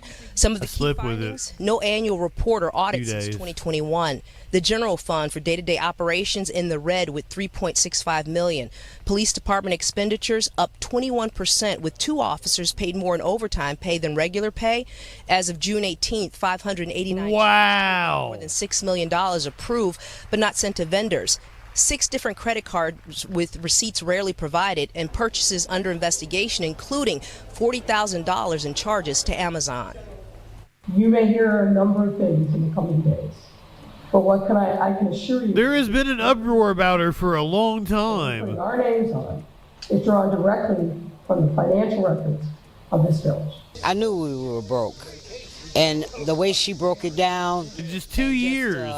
Let the other residents. To be clear, they had a $5 million surplus, and they are now $3 million in the hole. Hear what was really going on, because Tiffany Henyard always talks amazing glasses, and this is real. Henyard is also the focus of a number of federal probes and lawsuits. Lightfoot says her administration did not cooperate with this investigation. Now, we did reach out to the Henyard administration for a statement, but had where's the microphone at? For next steps. Well, Lightfoot said this. I swear she has one. There's still a lot of work to be done out here. Some other developments tonight. The board recently approved a change to the village's credit card policy, and the acting police chief was placed on leave Monday. They said, did I imagine it? There's a plan for a hiring freeze and layoffs, and also the board says the locks at Village Hall. No, it's literally on the picture I used for the thumbnail. Out here can no longer use their Village Hall. Of course, there's so much happening out here, and we will continue to stay out here and follow this developing story. I'm live in Dalton tonight. Regina Waldrop, NBC5 News. So the fact that we saw all those other videos with her with just a regular cardioid mic, she's went and got a different mic because it was gold. Gina, thank you. It is 6:09 this morning. In just a matter of hours, we do expect to learn more from an independent investigation into the mayor of South Suburban Dalton. Former Chicago Mayor Lori Lightfoot was hired as a special investigator to... Oh, that's we already know all that. I thought this was going to be a really good in-depth piece, and they just repeated themselves at the end. But thank you, NBC News Chicago.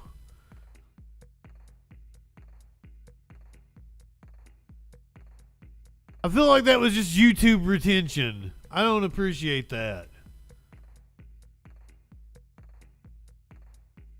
We're going to go to Paulding County, Georgia, where a county deputy was killed responding to a domestic dispute.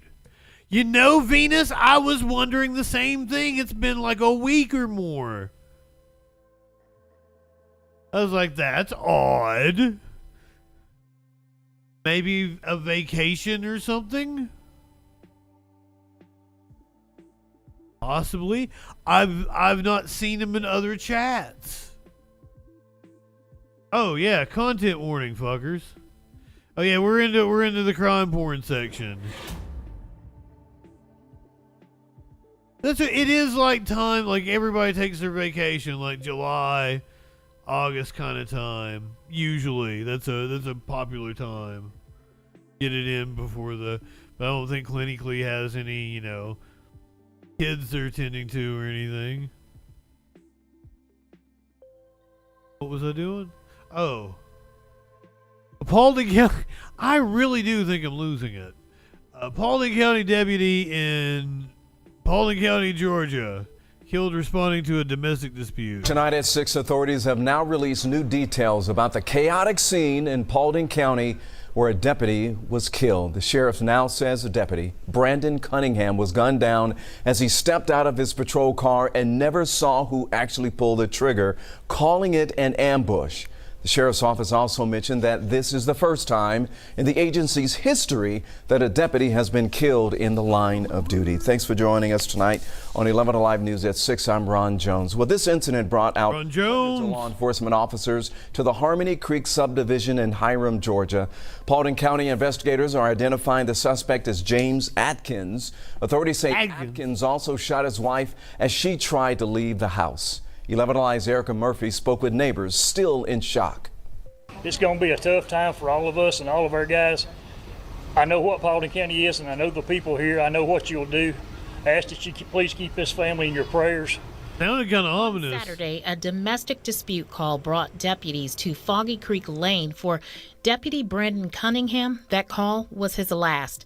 Cunningham and his colleagues were met with immediate gunfire when they arrived at the house. In the aftermath of the fatal shooting, neighbors say the whole situation has them in disbelief and shock. But it is sad that someone lost their life in here last night, because I didn't know. I thought the person was arrested, but I didn't know a cop died. That's really sad. Temmie has lived in the Harmony Creek. That's the best part about it. Several years and had what the fuck happened? Shootings on TV, but never thought something like that would happen in her backyard. I'm shaking because usually we always compare like the neighborhood and say this is like really safe, and I know it's. Did a shooting cause that? It happened in front of you yesterday. I'm still like shocked. Resident Vince Ibikdu says he saw the suspect every day. He didn't seem like a harmful guy at all. Yeah, that's why it was pretty unexpected to see, this scene that happened last night. I'm sure everybody in the neighborhood is pretty, devastated and. Just seems cool. Investigators say that he barricaded himself inside the home after striking Deputy Cunningham and injuring another woman who had to be transported to a local hospital. The suspect later took his own life, leaving his neighbors stunned and asked. Wow.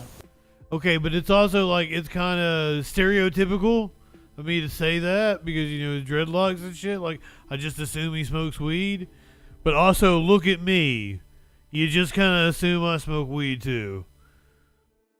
And he also probably he smokes a lot of weed. Everybody has their own house here and has their own family problems. Who knows what they went through?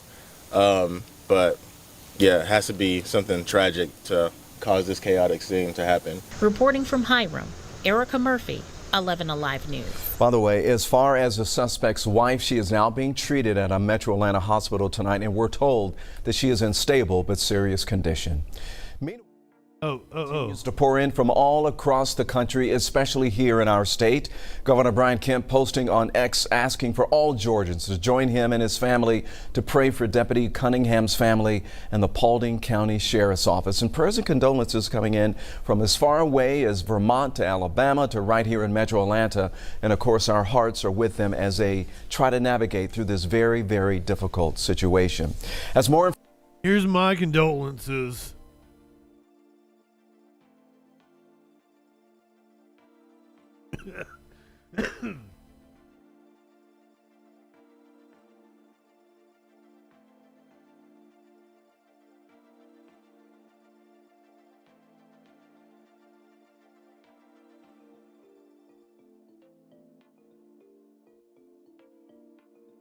Yeah, wait a second.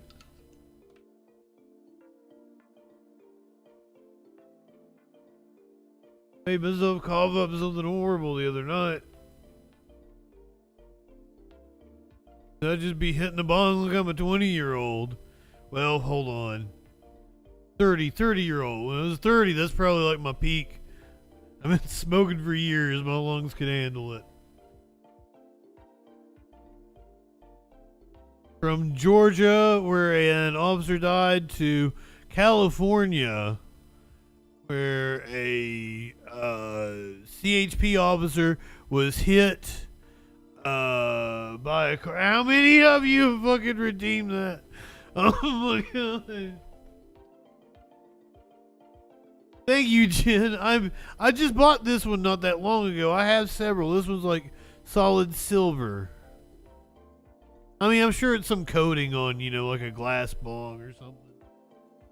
I used to have a little bubbler. It looked like a screwdriver. It had a little thing. I used to have all kinds of, and like I still do have several things in there. I broke the Ducky. Man, like and like Ducky the Chatter knows nothing about Ducky, my pipe I used to have. Like fucking, if you go back and watch older streams, I had Ducky when I was at the other apartment. It had like fucking duck beak on it and shit.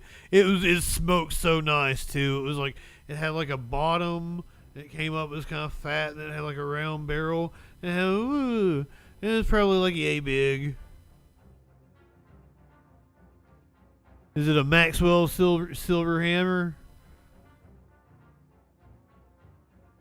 I hit the content. I hit the content.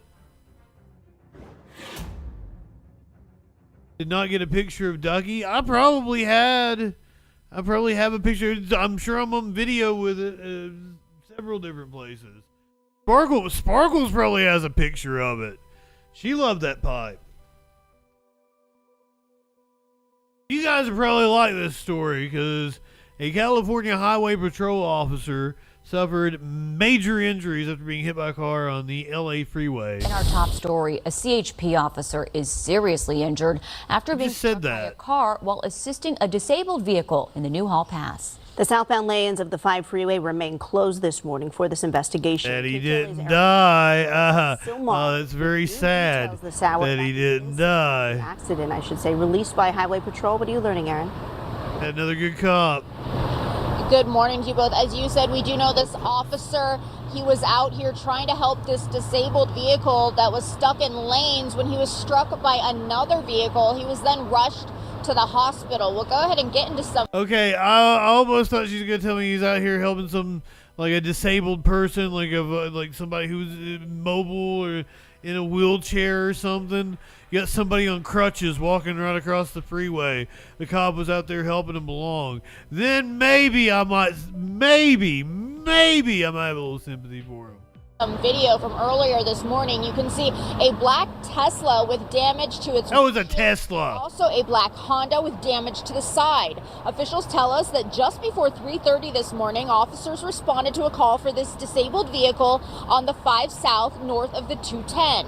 The Honda had collided with the center wall and was blocking the number 3 lane. The officers were trying to push the vehicle to the side of the roadway when the Tesla hit one of the officers. Guns don't work on Sunday, Purgatoris. There is a blind curve.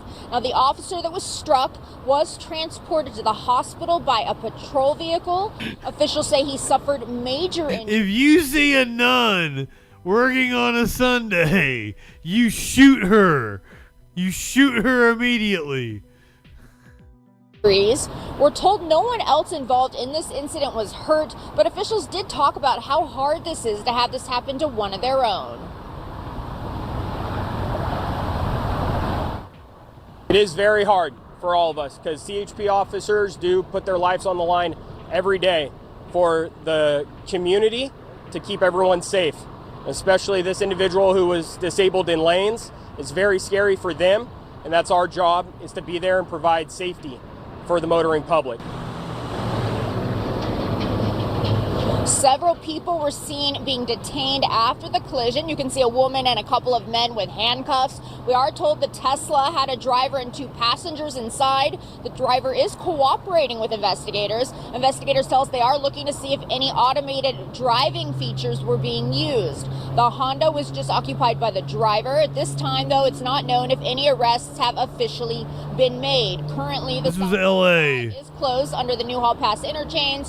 Traffic is being diverted to the I-5 truck bypass. The 14 remains open. Now back here live, investigators say they will be looking to see if drugs and or alcohol played a role in this incident. At this time, they tell us they are not sure exactly how long the freeway will remain closed. Reporting live here in Sylmar, I'm Aaron Myers. I'll send it back to you both in the studio. We had a crazy storm here not that long ago. I don't think it was off the hurricane because I think the hurricane went by a long time ago. A crazy storm like last week.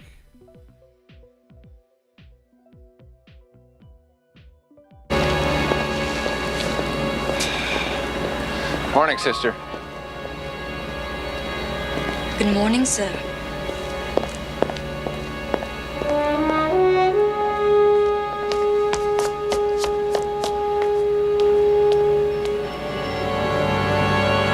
Guns don't work on Sunday.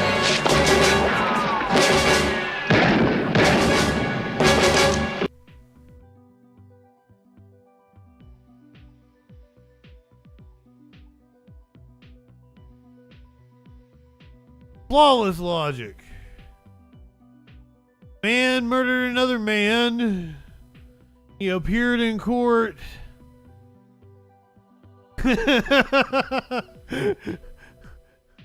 Sorry, Purgators. I just saw that the other day. It might have been John Oliver. It might have been some YouTube video I was watching. So it was fresh on my mind.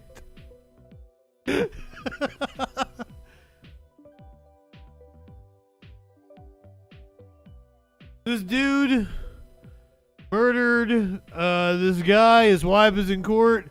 And he's gonna give her a piece of his mind. I killed this guy. Pick him out, Judge? That's why I killed him. He cried like a baby. Those are the words Omar Rodriguez yelled at the wife of Jose Ray, a neighbor he shot and killed because Ray's dog was attempting to poop on his yard. Was your husband. What?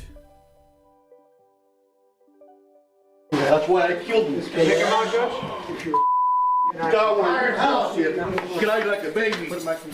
That's why I killed him. He cried like a baby. Those are the words Omar Rodriguez yelled at the wife of Jose Ray, a neighbor he shot and killed because Ray's dog was attempting to poop on his yard. Coward was your husband. You pathetic coward was your husband. Stability and of an entire family. That's why I killed him. He's still pissed about it. Rodriguez was known to be aggressive and difficult by his lifelong Kendall neighbors. The guy we saw in there yelling, is that the neighbor that you... That's exactly who he is. Yeah, that's exactly his behavior, and we were not expecting anything less. Jurors convicted the 75-year-old in May for fatally shooting Ray. Today, he was hoping a judge was mild with how many years he would spend behind bars, but Rodriguez was sentenced to life in prison. Defendant is set life with a 25-year mandatory minimum term.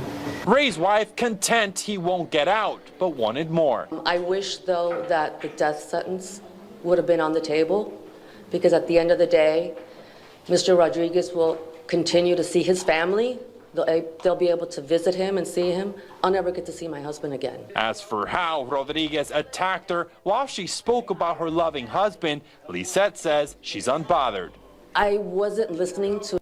Well, ma'am, if it makes you feel any better, even if he gotten the death sentence, he probably would have never seen carried out, because it would take 20-25 years. He's gonna die in prison anyway. Komradsky, good evening. To exactly what he was saying. I was tuning him out. I was just reading my thoughts. His words are irrelevant. He is irrelevant in my life right now. He is pond scum. And Rodriguez's attorney was speechless with how his client behaved today. The 75-year-old was removed before even learning he will spend the rest of his life behind bars. In a jail call release, the killer said if he had to do it all over again, he would do it the same way. In Miami, Christian Colon, NBC6 News. Thanks for watching. Shut up, Lester.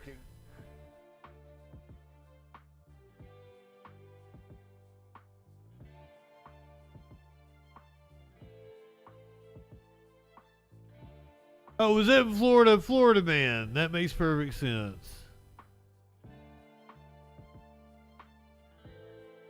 Zero regrets about it, even though he's gonna be in prison the rest of his life.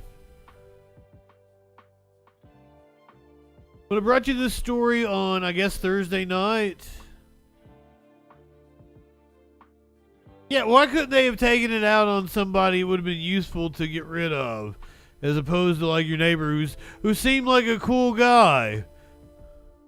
I don't know him, but like nothing struck me as odd about him. Brought you this story on Thursday. And we didn't have any details on the people they arrested. 5 people charged in the death of Matthew Perry.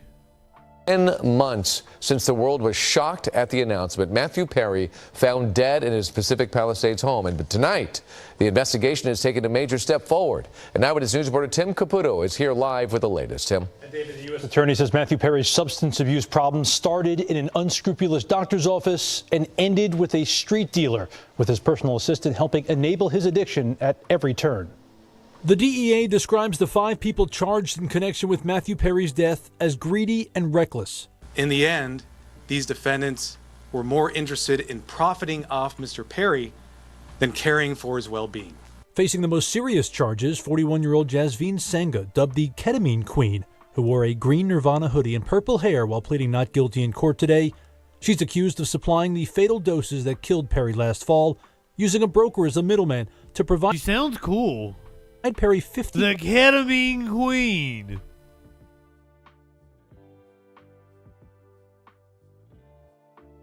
Kind of looks like Fergie. I mean, not gonna lie, I'd party with her. 41-year-old Jasveen Senga, dubbed the ketamine queen, who wore a green Nirvana hoodie and purple hair while pleading not guilty in court today. She's accused of supplying the fatal doses that killed Perry last fall, using a broker as a middleman to provide Perry 50 vials of the drug for a whopping $11,000. She's a doctor. And a licensed physician, Dr. Salvador Plasencia, with the help of another prescribing doctor for the ketamine clinic, is accused of charging the Friends actor significantly more, 55 grand, half as many vials. They're dealing drugs. Text message in September 2023, quote, "I wonder how much this moron will pay." To another patient of Dr. P, as he calls himself, who wanted to remain anonymous, she noticed a number of red flags, like rarely seeing him in person, instead simply texting symptoms to him. He quickly got back to me and told me what painkillers and medications he was going to prescribe to me, with very, very few questions in between. Dr. P's attorney admits the doctor did provide ketamine to Perry, but also says he followed best medical practices. If you look at the timeline and you look at the facts, Dr. P was not involved in the events leading up to Matthew Perry's tragic death. The DEA alleges Dr. P personally injected Perry with ketamine without proper safety equipment, including in a car in a Long Beach parking lot. Then after Perry's death, he tried to cover up his involvement. Defendant Plasencia falsified medical records and notes, trying to make it look like what he was doing was legitimate. Retired DEA Special Agent in Charge Bill Bodner believes that's some of the most damaging evidence. That dude's an alien. Medical necessity. Jezebel. And it's, to be honest, then that doctor just becomes nothing more than a drug dealer on the corner. Finally, Perry's live-in assistant, Kenneth Iwamasa, was allegedly at the center of it all, working with both the licensed doctor and the so-called ketamine queen to help Perry acquire the drugs, while all those suppliers privately bragged about how much money they were making. That just shows, evil. That is clearly not a medicinal, text. That is a text of an opportunist who just wants to make money.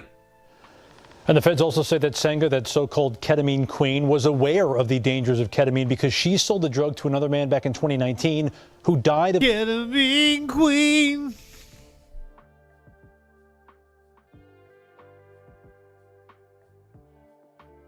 Billy Ocean. An overdose that same day, and her family even reached out to her that day. Today, that judge revoked her bond, and she remains in jail. Hello, I'm Mark Brown. Hey, Mark Brown. Great ABC 7. I appreciate you. Clicking the subscribe.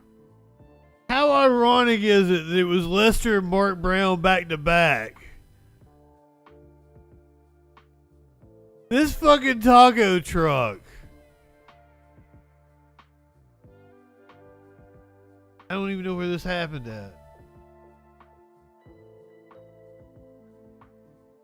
In California, Tulare County. I don't know what that's near in California. We've got a taco truck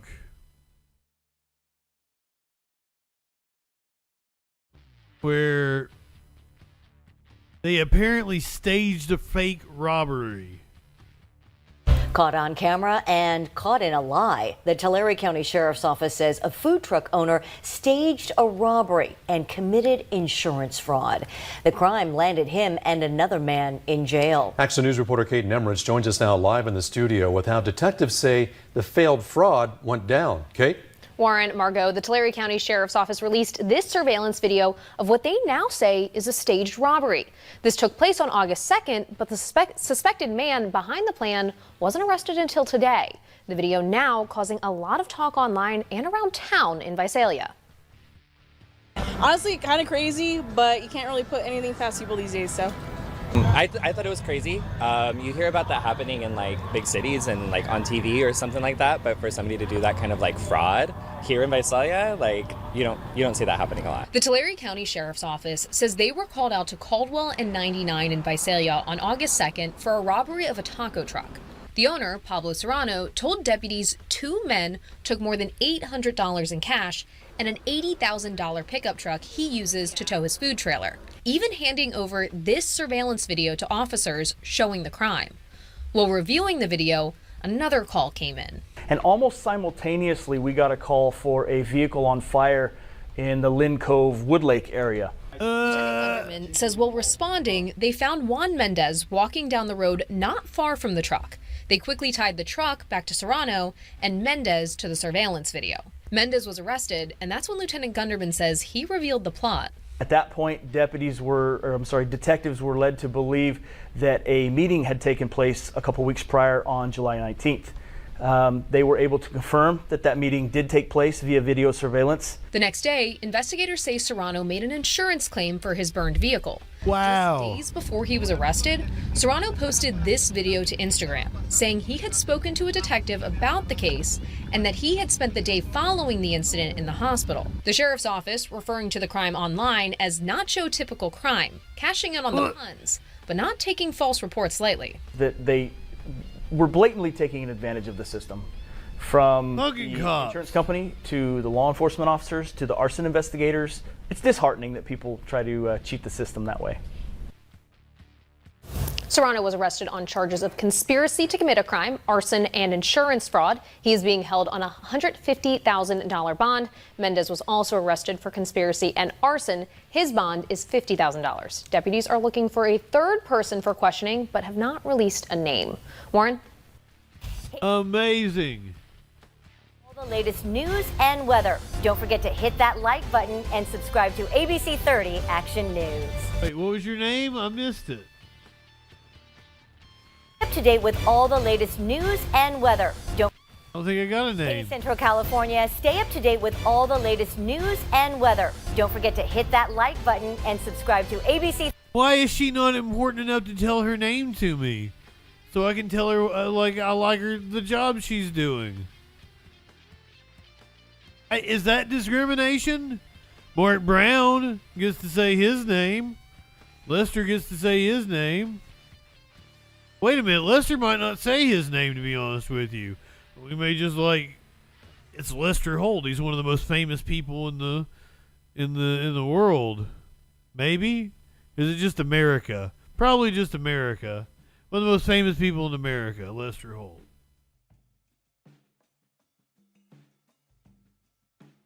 You know, that's what apparently the REM song "What's the Frequency Chemist" is about. Was it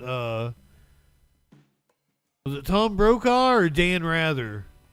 I think it was Brokaw, maybe. Yeah, Brokaw. Got robbed. One of the most famous people in the United States. They asked him, "What's the frequency, Kenneth?" Oh shit! Did I miss the commercial break? People on commercial break now. I guess if you're on commercial break, you can't hear me asking if you're on commercial break, which totally defeats the purpose. I don't want to start the next story if people are on commercials. Overdid it. I was rambling and did not look at the time. I swear I could do a show and do it on time and shit, though, like on the actual radio. But then you have a producer as well. I don't think you're going to get a reunion, Torchy. Like they did the song the other night or something for whatever, the Songwriters Hall of Fame or whatever shit. That's as good as you're going to get.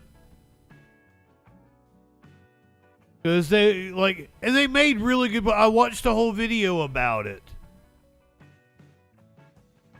Like they made really good points. Like, they wanted to go out and, on top of their game. They didn't have anything else to accomplish. I don't think they've actually ruled it out. I don't think they've specifically said we'll never play together again. But I think they're done being REM kind of deal.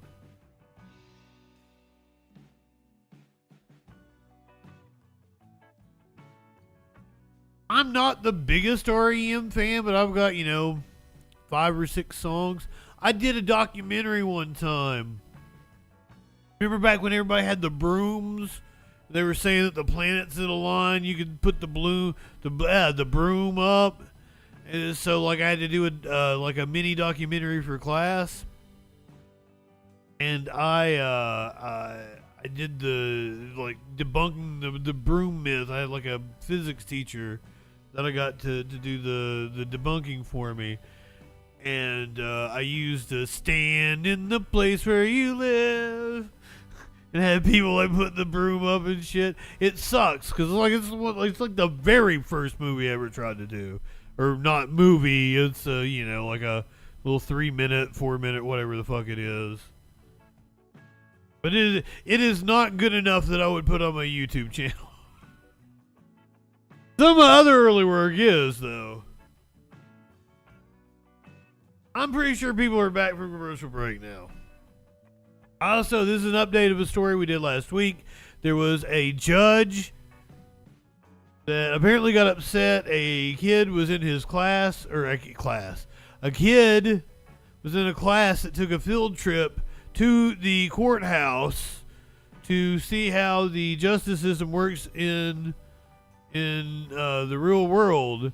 A child fell asleep while in the courtroom, and the judge, I guess, tried to scare her straight, put her in handcuffs.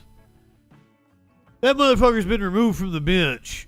Field trip to a Detroit courtroom Tuesday ended up traumatizing a Michigan teen, according to her mother. You sleep at home in your bed, not in court. Quite frankly, I don't like your attitude. District Court Judge Kenneth King admonishing 15-year-old Eva Goodman after she fell asleep in his courtroom. Like his attitude. He then forced her into handcuffs and a prison jumpsuit. Eva's mother outraged and planning to press charges. Yes, she was having trouble sleeping, eating. A live stream of that court hearing was recorded and then broadcast by local news outlets. You're old enough to know better. What is your problem? That's false detention. You can't do that. Because Eva and her mom don't have a permanent address and say they got in late the night before the field trip organized by a nonprofit summer program. Or false imprisonment. You can't fucking do that.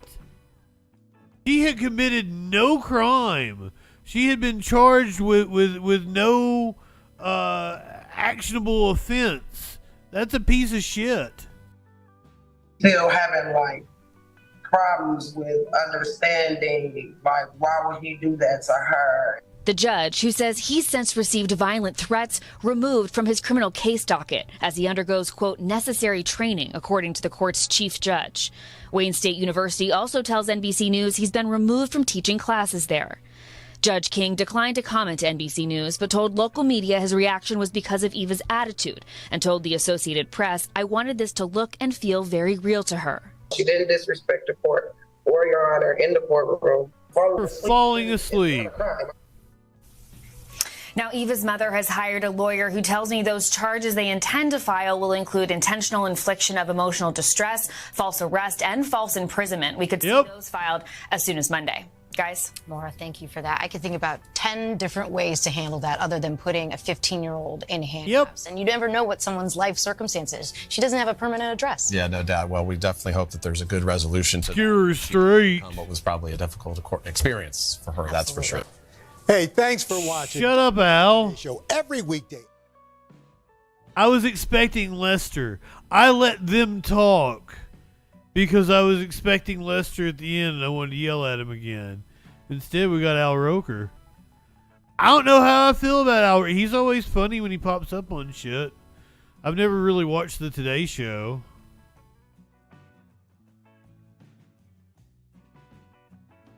Never really watched any morning shows at all. Maybe when I was like eating breakfast in high school or something, I'd watch the fucking. I think I watched Good Morning America or whatever, the ABC one.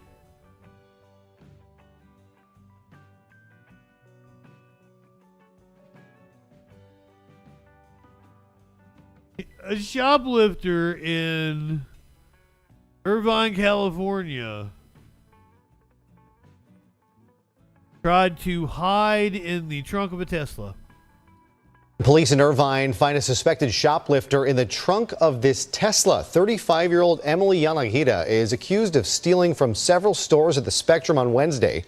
She was easily found after someone in the parking lot. Being a wise ass. She was hiding out in the back of the car. Police constitutionally protected.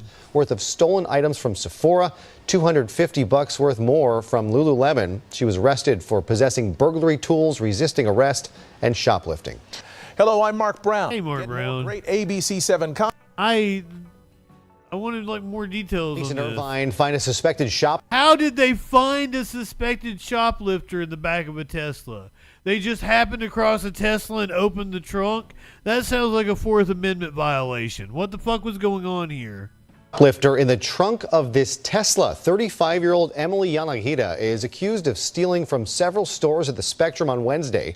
She was easily found after someone in the parking lot alerted officers that she was hiding out in the back of the car. Police found $600 worth of stolen items. Why was she hiding out in the back of the car? If they weren't on to her, why was she in the back of the Tesla?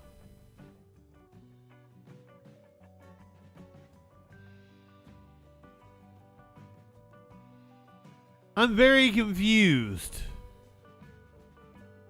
I need more. I need more.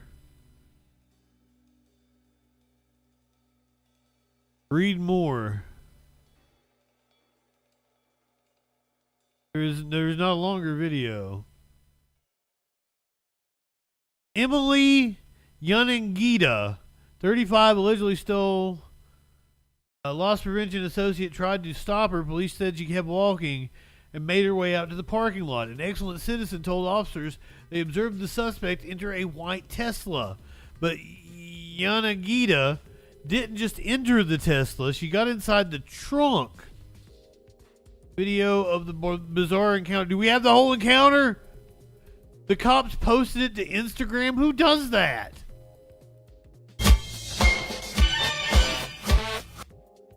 With music?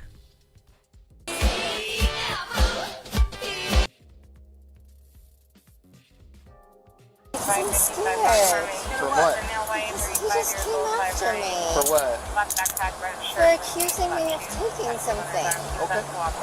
Yeah, go for it. We have a female detainee cuffs. What about this Lululemon stuff? I came in with that. Why in your purse? And putting copyright music under it and shit. I love Susie and the Banshees, though.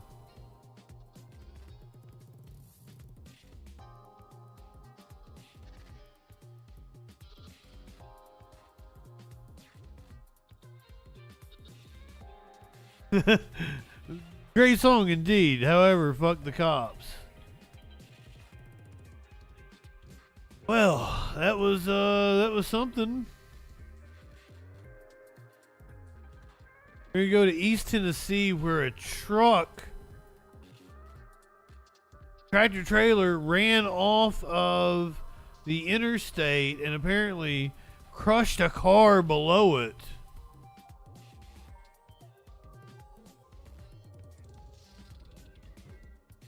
A tractor trailer fell off an Interstate 26 overpass and landed on a convertible traveling on the road below it early this morning, according to the Johnson City Police Department. It's our top story tonight. Thank you for joining us. I'm Catherine Simpson. Police say no life-threatening injuries were. Good evening. You're taking a look now at the aftermath of the incident. Police say the crash began on I-26 westbound near mile marker 26. What? JCPD's Officer Guider told News Channel 11 on the scene that the tractor trailer left the roadway on I-26 at a bridge overpass, fell to the road below, and landed on a Mustang. I'm befuddled right now. Police added that the occupants of both vehicles were transported to a near. How'd that happen like that?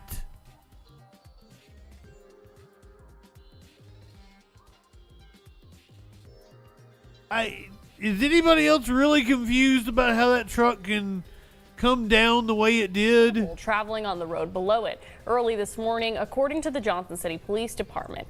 It's our top story tonight. Thank you for joining us. I'm Catherine Simpson. Police say no life-threatening injuries were sustained.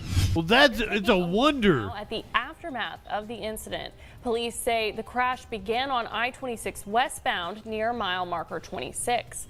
JCPD's Officer Guider told News Channel 11 on the scene that the tractor trailer left the roadway on I-26 at a bridge overpass, fell to the road below, and landed on a Mustang convertible. Police added that the occupant. Well, I guess for some reason I was assuming like it was. I guess if it's going fast and it comes and it like crumples up in the back of it. I guess I see it now. Police say no life-threatening injuries were sustained. You're taking a look now at the aftermath of the incident. Police say the crash began on I-26 westbound near mile marker 26. JCPD's Officer Guider told News Channel 11 on the scene that the tractor trailer left the roadway on I-26 at a bridge overpass, fell to the road below, and landed on a Mustang convertible. Police added that the occupants of both vehicles were transported to a nearby hospital.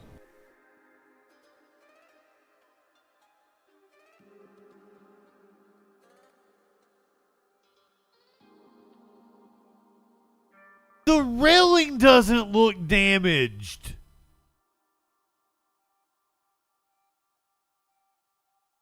Well, I could see if it hit the embankment over there. The railing isn't damaged.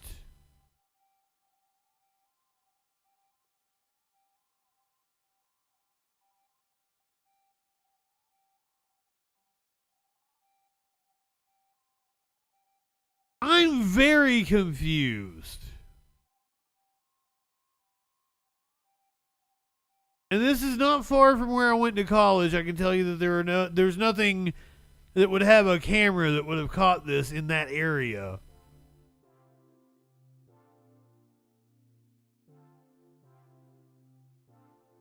Well, you would think if it came off, or is there damage over here, or is that's just shadows?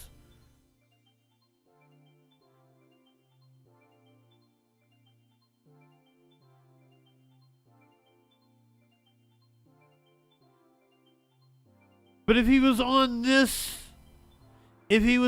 road, he would have been going the other way, right? Because that road would have run this way. Sorry, that road would have ran this way. If he was on this road, he would have been going this way. On this road, he would have been going this way.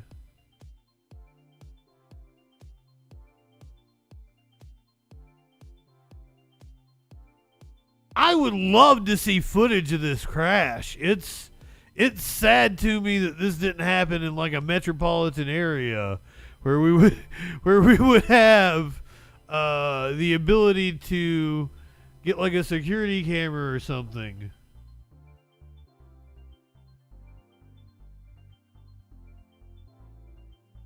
This is just gratuitous of me at this point. This is a story we did about a year ago, I think. About a year ago, it would seem. Oh, before we do that, let's do a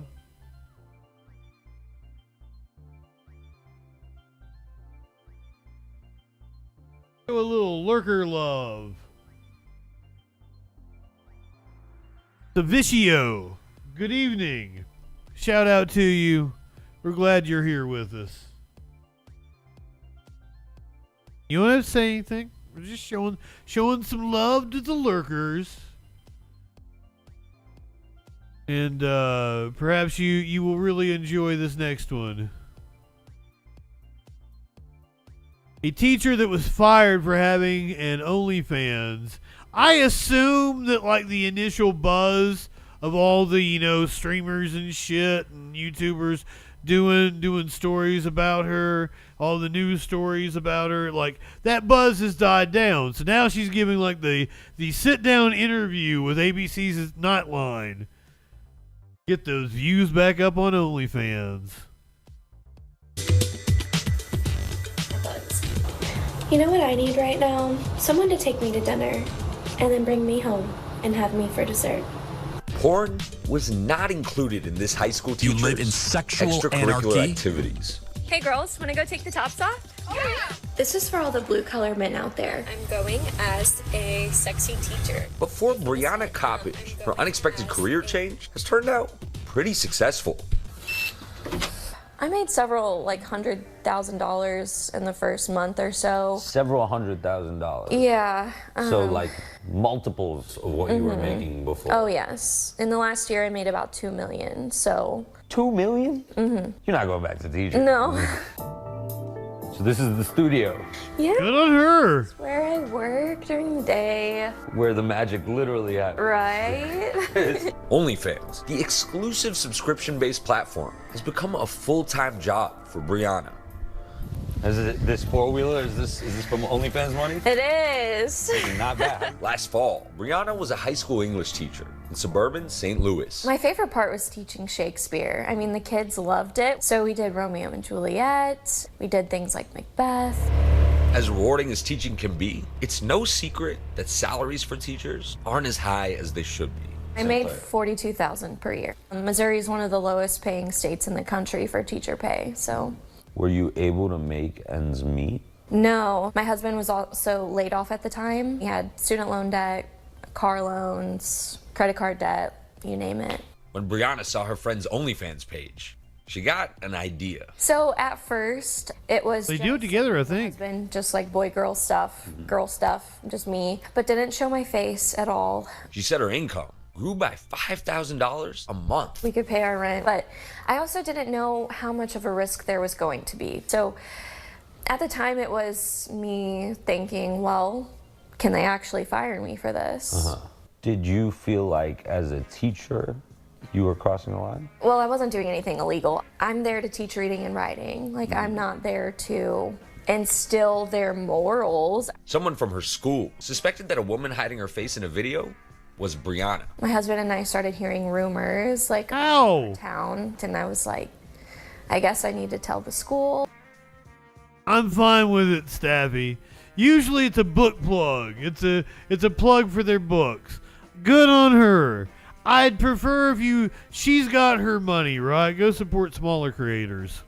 I just started like kind of panicking, and then someone called and reported it to the school.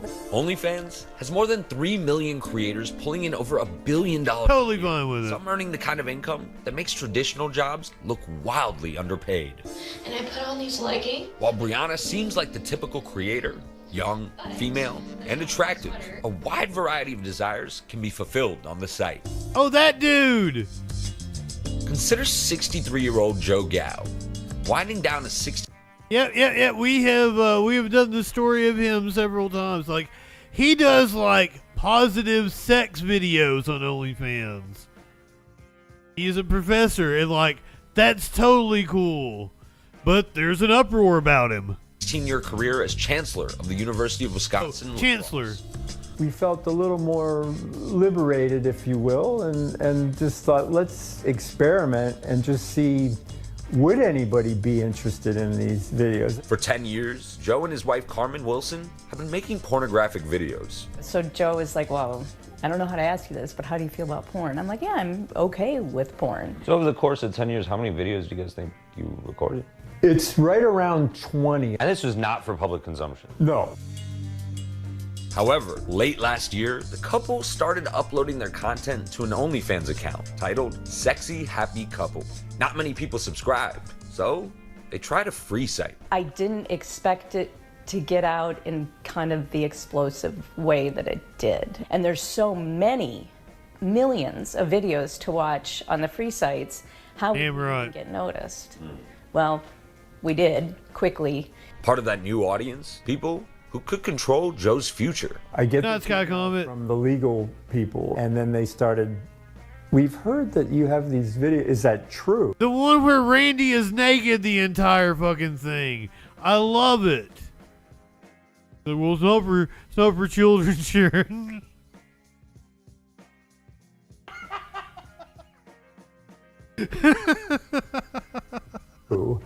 And I wasn't going to lie to them. I said, yes, it is. Joe was terminated as chancellor, university system stating, in recent days, we learned of specific conduct by Dr. Gao that has subjected the university to significant reputational harm. His actions were abhorrent. The UW Regents fired UW La Crosse Chancellor Joe Gao for producing online pornography with his wife. Joe Gao has told several news outlets that he believes he's being punished for pornographic videos that he and his wife made together and published on the internet.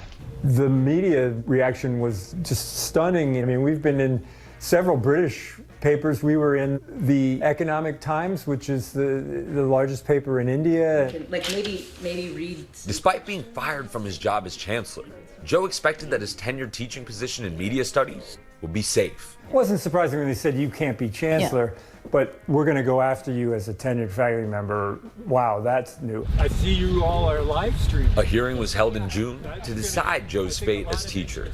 Yes, my wife Carmen Wilson and I created a series of sexually explicit videos and books. We did so on our own time, using our own money. Interim Chancellor Betsy Morgan, who took over after Joe testified.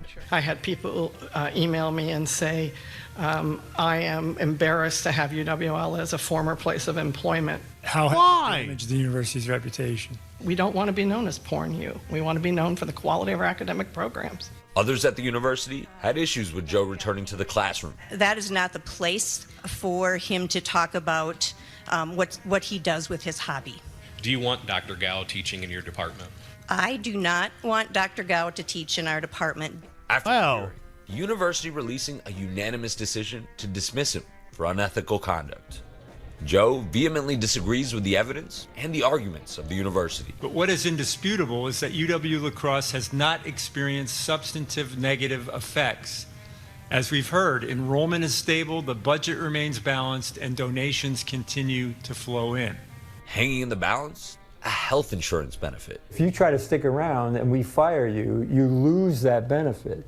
And they estimate that benefit's worth $313,000. He says if he walked away willingly, he could keep the benefit, but choosing to fight, he risks losing it. His appeal could be heard later this month. Why die on this hill? Well, what else am I gonna do? So that's the closet. Yeah. Do you have any favorite pieces you want to pull out? Like This one's pretty cute. Most of it's pink, as you can tell. Like Joe, Brianna's story was a media sensation. A Missouri high school teacher is on leave after leaders discovered her profile on an adult website called OnlyFans. You know, seeing my name and my face in every news article around the world was like a huge shock to me. But she realized most believe teachers should not be making pornography, even outside of the classroom. So Brianna quit shortly after she was outed. Butterbuggy. Perspective. Where do you sit on all this? I personally, would not have a problem with it as long as they were not like bringing it to school, talking to my kid about it. Filming it in the classroom. So. I do, yeah. Even though this is a life far from the classroom, Brianna has come to embrace it. Any regrets? No, I don't have any. He's cute.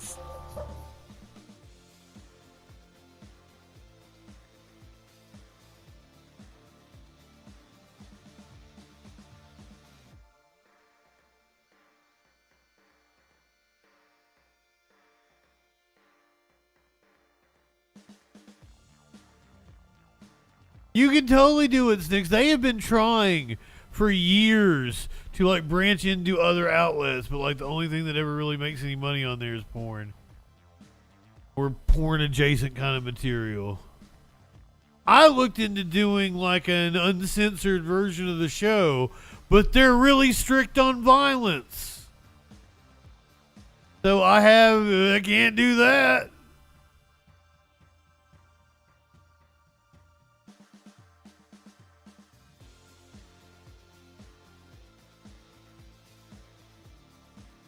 Yeah, they are super strict on violence. You can't do any like BDSM content. You can't do any like pissing on your partner content. It's weird.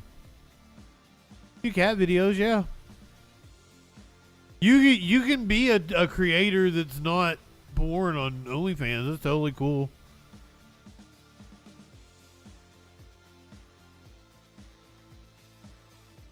You're gonna do smoking?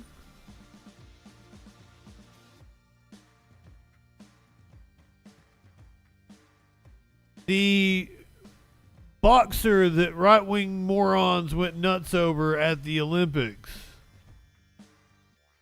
got an awesome parade. We're going to hear from her, and then we're going to watch video of the parade. You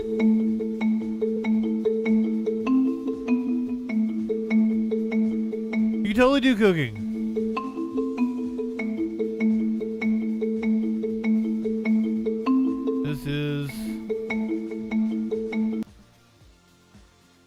not talking? God damn it! This is Algerian Olympic champion boxer. She won the gold medal. Aman Khalif. She spoke about her fear and hurt she had suffered after being thrust into a global argument over gender identity and regulation in sports at the Paris Games. Oh, that makes more sense. After her first fight, when her Italian opponent Angelina Carini pulled out in just seconds of the match, claims that Khalif was transgender ignited a firestorm online. The International Olympic Committee defended her and denounced those peddling misinformation, but the controversy continued. Speaking to Algerian-based news channel Al Bilad, her first interview since the Olympics, Khalif spoke about the torrent of criticism, false claim about her sex.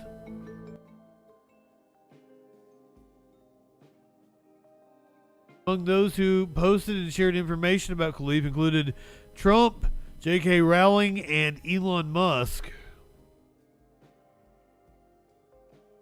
Khalif's lawyer filed a complaint last week with a special unit in the Paris prosecutor's office that combats online hate, and an investigation has been opened. Are we not going to hear from her? God damn it. Charges of cyber harassment. I mean, I'm sure there would have to be a translator, but I still want to hear what she had to say.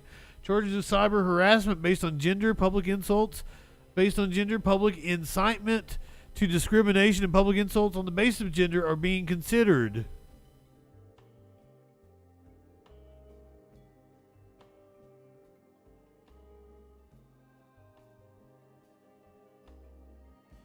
Khalif's legal complaint was filed against X instead of a specific perpetrator, which allows investigators to determine which person or organization may have been at fault.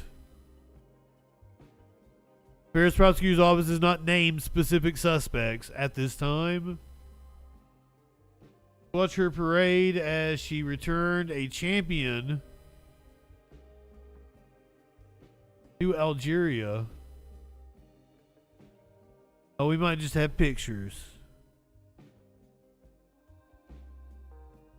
This is what it looked like. Bring her home. Posted that it was the height of pride and honor in representing your country and raising its flag high. It is an even greater joy to share that pride with your family, loved ones, and community. The warm welcome I received in the streets of Iarret and Biban and Misbah, and the overwhelming feelings of love and support will stay in my heart forever. From the bottom of my heart, thank you, thank you, thank you, Algeria. Oh. Good on her.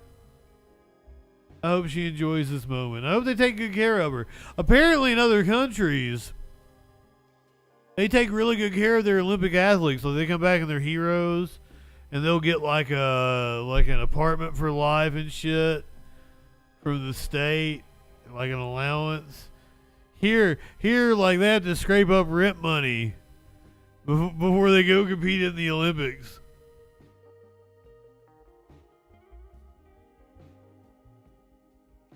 I have no idea.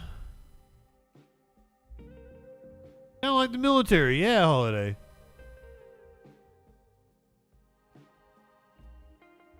Oh, Stabby, I totally would have loved to have been able to have supported you back when I didn't know you. Okay, go ahead, get your accoutrements ready. This one you're gonna need to be a little inebriated for.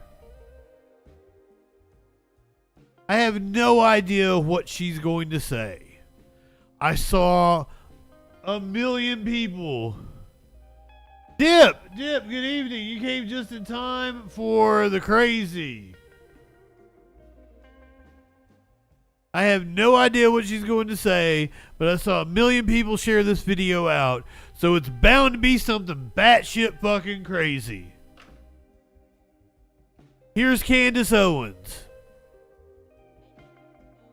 Before they decided to establish Israel as a country, I know. Oh God! Oh God! Oh God!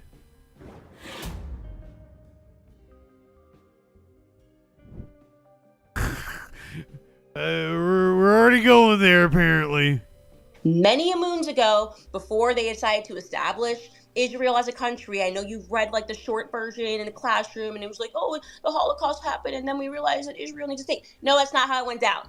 That's not how it went down at the F all, okay? Catholics and Christians were going It's missing not actually, yeah. on Passover, and then they would find bodies, okay, across Europe, and they were able to trace them back to Jews. Blood libel.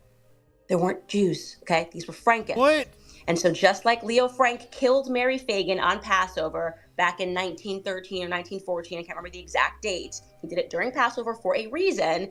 This Frankist cult, which is masquerading behind Jews, still participates in this shit to this day, okay? Why would you want, as a small nation that is the size of New Jersey, okay, why would you want the pedophiles to flee there? Like, why would you want the pedophiles to be procreating? Unless the nation of Israel may have been established by some Frankists. And it's looking like Theodore Herzl's family. This is a lot to take in.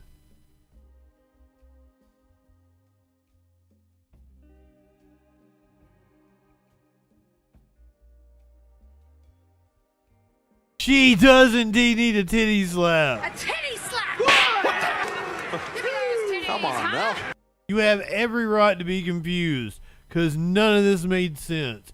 But to be fair, I have no idea. I have heard a lot of conspiracy theories. I have no idea the people she's referencing. She's saying them like they're like well-known individuals. No goddamn idea. At the F all, okay? Catholics and Christians were going missing on Passover, and then they would find bodies, okay, across Europe, and they were able to trace them back to Jews. Blood libel. They weren't Jews, okay? These were Frankists. And so just like Leo Frank killed Mary Fagin on Passover back in 1913 or 1914, I can't remember the exact date, he did it during Passover for a reason. This Frankist cult, which is masquerading behind Jews, still participates in this shit to this day, okay? Why would you want, as a small nation that is the size of New Jersey, okay, why would you want the pedophiles to flee there? Like, why would you want the pedophiles to be procreating? Unless the nation of Israel. Is her husband white? I'm just throwing it out there. I don't know. May have been established by some Frankists. And it's looking like Theodore Herzl's family was from the exact same area she's married. In Moravia and in Bohemia, where the Frankist cult was founded. Crazy when you get into his family. That, like, maybe She's talked about like laying in bed with her husband and he's reading like something normal, like a James Patterson novel or some shit like that, Dean Koontz or some John Grisham, and she's reading some fucking batshit crazy conspiracy theory. Like there's a video like that where she's discussing how she'll like bug him with the insane shit she's reading. Can you imagine? Do you think he's just like non-political and has no idea how insane? Is it possible that she is normal in every other way, but when it comes to politics, because there are people like that you meet them in their everyday life and then you find out their politics, you're like, you're insane. How are you insane? So if he's apolitical, knows nothing about politics, he just ignores it? What, for the money? I know nothing about him, but like I can't. I'm amazed we can't get through this babble. Oh well. Crazy women. Everyone's some kind of crazy.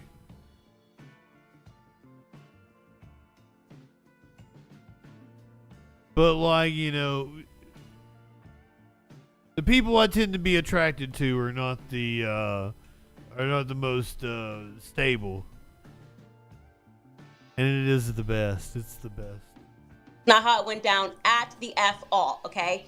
Catholics and Christians were going missing on Passover, and then they would find bodies, okay, across Europe, and they were able to trace them back to Jews. Blood libel. They weren't Jews, okay? These were Frankists. And so just like Leo Frank killed Mary Fagin on Passover back in 1913 or 1914. Who's Mary Fagin? He did it during Passover for a reason. This Frankist cult, which is masquerading behind Jews, still participates in this shit to this day, okay? Why would you want, as a small nation that is the size of New Jersey, okay, why would you want the pedophiles to flee there? Like, why would you want the pedophiles to be procreating? Unless... I don't even know that what she's talking about, like, really happened, to be honest with you.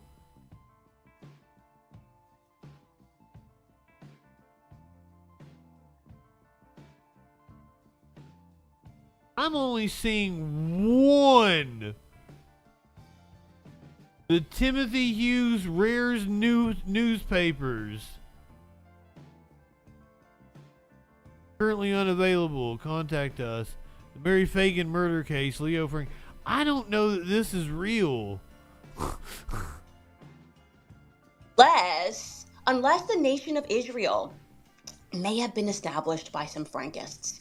And it's looking like Theodore Herzl's family was from the exact same area in Moravia and in Bohemia where the Frankist cult was founded.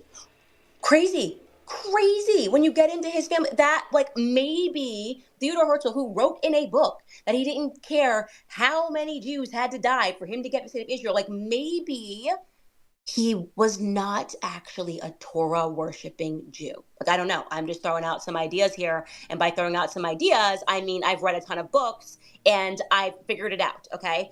I am just, like, so over the idea that Israel is our ally and friend. If another person says that stupid statement, I'm going to personally punch you in the face. I am. It's going to be me.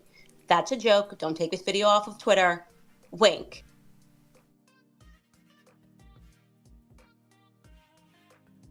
I'd never heard of a country called Moravia, but apparently it's not a country.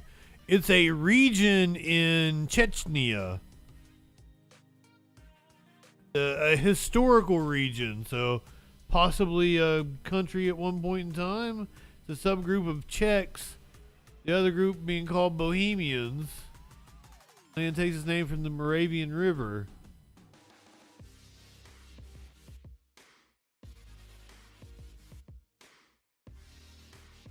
I know nothing about Chechnya. Ironic, though, because once again, I've been watching Breaking Bad, and Lydia just proposed to Walt that they would sell in Chechnya, which has the highest demand of any country in the world for meth.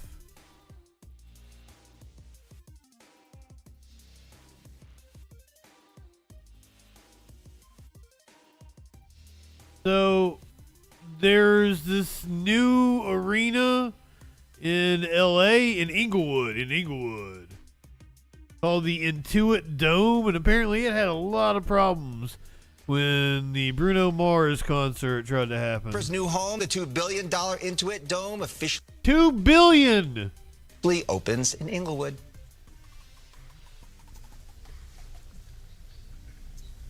They're having some problems here. 3, 2, 1.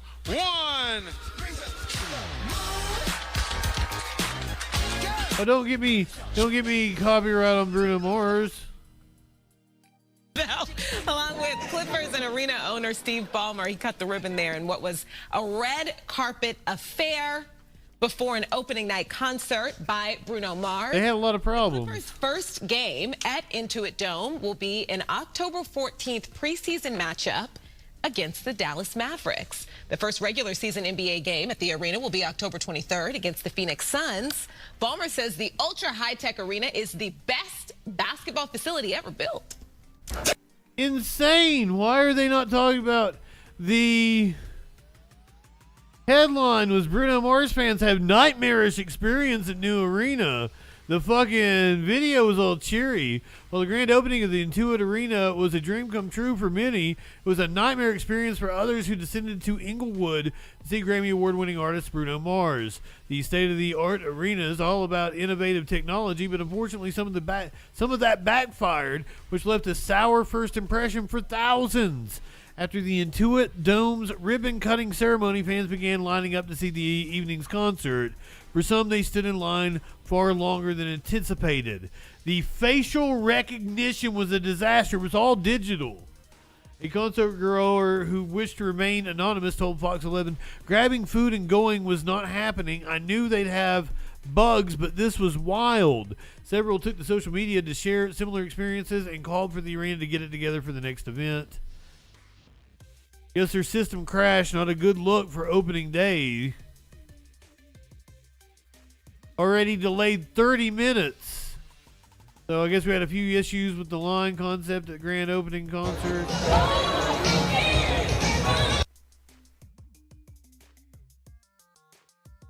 I'm at the Intuit Dome opening with Bruno Mars, and it is an absolute disaster. I have been standing in this mosh pit for over an hour and a half. There is no official line. The apps don't work. The Wi-Fi is turned off. The workers' phones are all on SOS. The facial recognition for biometrics isn't working, so they're telling people with Androids to pull up their barcode on the Ticketmaster thing that they ordered. And their app isn't working for people, for Apple users to pull up their barcode. And there's a countdown. It says 36 minutes. It originally said 20-something, and then they moved it to 40-something. And there's no emergency exits anywhere, so if there was a disaster, we wouldn't be able to get out. And wow! And the stairs, there's like these white tile stairs that it's asking for a lawsuit. It's not ADA code approved, and so you could easily slip on those stairs. There's You a lawyer, ma'am? absolutely no signage on the screens anywhere telling people what's going on. Yep, and we're waiting out here, and apparently Victor. the concert is supposed to end at 11 p.m. because there's some type of noise rule. So it's fucked. It's fucked. Intuit Dome, you suck. There's no safe area for handicapped people to get in. Oh, fuck you, Intuit Dome. Intuit Dome is such a stupid name. And not only, why do they keep building these arenas where there's noise ordinances and you have to end at a certain... That's insane. No official line. Is the biometric thing not working? Is the face scan not working? It's working though. Which I could have guessed that. I could have guessed that. Well, I copied that to Apple Wallet, so that's... They're literally not even scanning people in. My dad just walked inside without getting scanned. Go on in. That guy's laughing too. He knows. He knows. He's not scanning anyone. It's a free concert, everyone. Come to the Intuit. Hell yeah. Now. It's supposed to be a cardless venue, and yet they're using a cardless venue. This whole thing is such a disaster. It's an absolute disaster. And that's my dad getting upset because he can't use his $10 voucher that they gave him for scanning his face on their own. Wow. Fuck these venues. And the people of Inglewood, the taxpayers, probably paid an insane amount of money for that venue. And for some rich asshole to come in and suck all the profit of it. Assholes come and suck all the profit out of it.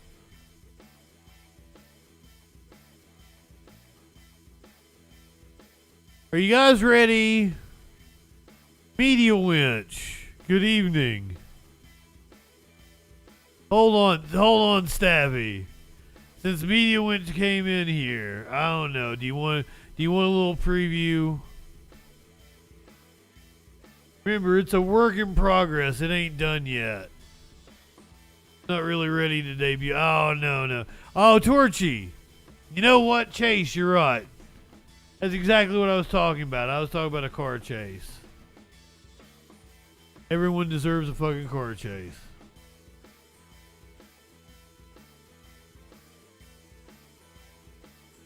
This was last night in LA.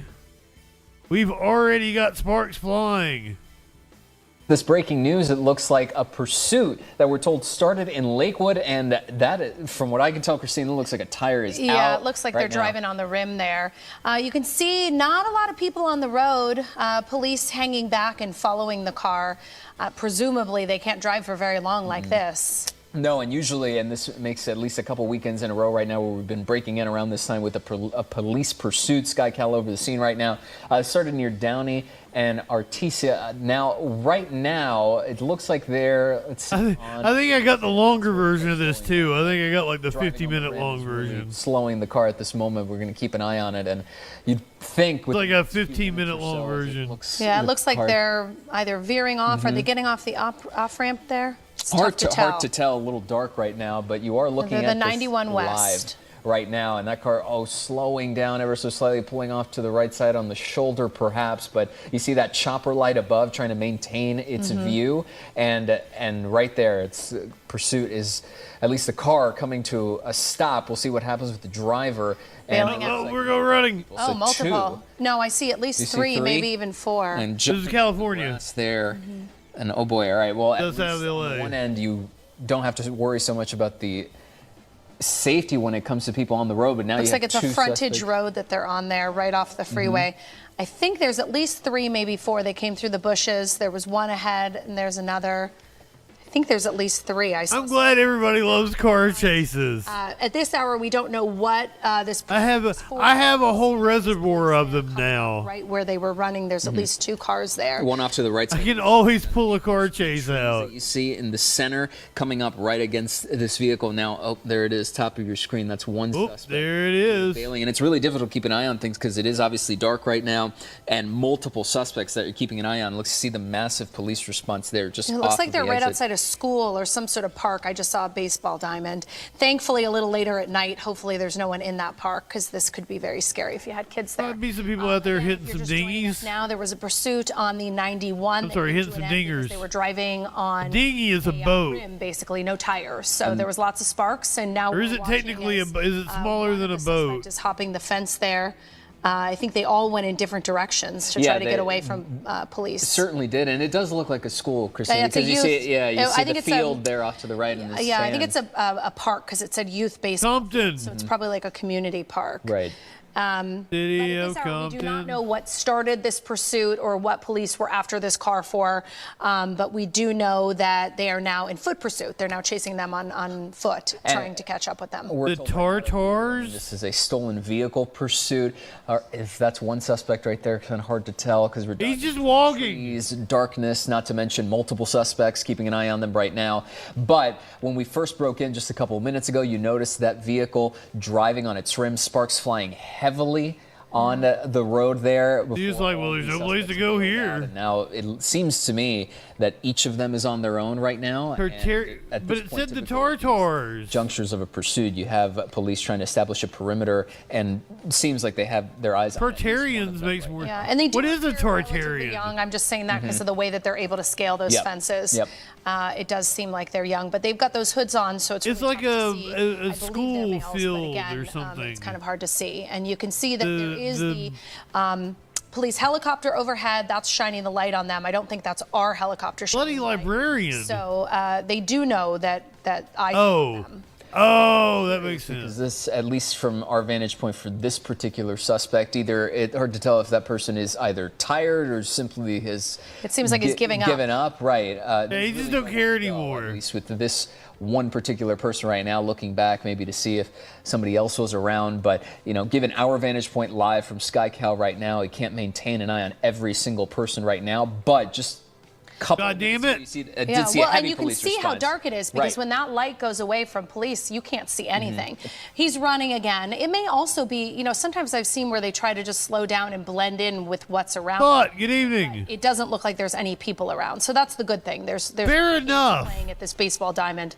Because he'll need a burst of energy when the cops catch up to him. Light moves away. That might not be a top of the fact that they are wearing a bad move. It was looping in the video from earlier, right here on the right side of your screen from SkyCal. Notice the car. This is before we broke in live and showed you. Cops are fat. With the rim essentially just having that severe friction with the road there, but this is right before the car. Save your energy. You might be able to outrun the cop. You see arms up from the suspect on the left side of your screen. So he's That's live from SkyCal as you maintain a look at footage from earlier that we grabbed before this pursuit evolved into what it is right now. And now he's running again, so he hasn't quite made up his mind. Now I have to wonder if this car got in some sort of collision or hit, you know, like a curb really hard for the tire to do that. Yeah, because and you if it's a notice stolen on the right, vehicle, it's slow and controlled in terms of it gaining. But look, it's tire practically falling off there, or the rim rather. Completely. And we still have one suspect. I lived the OJ chase. There's at least 3 people in that car, so at this point I just recently rewatched the People versus OJ. Followed by police, but our Stealthy Fed agent, good evening. And where there was a moment there where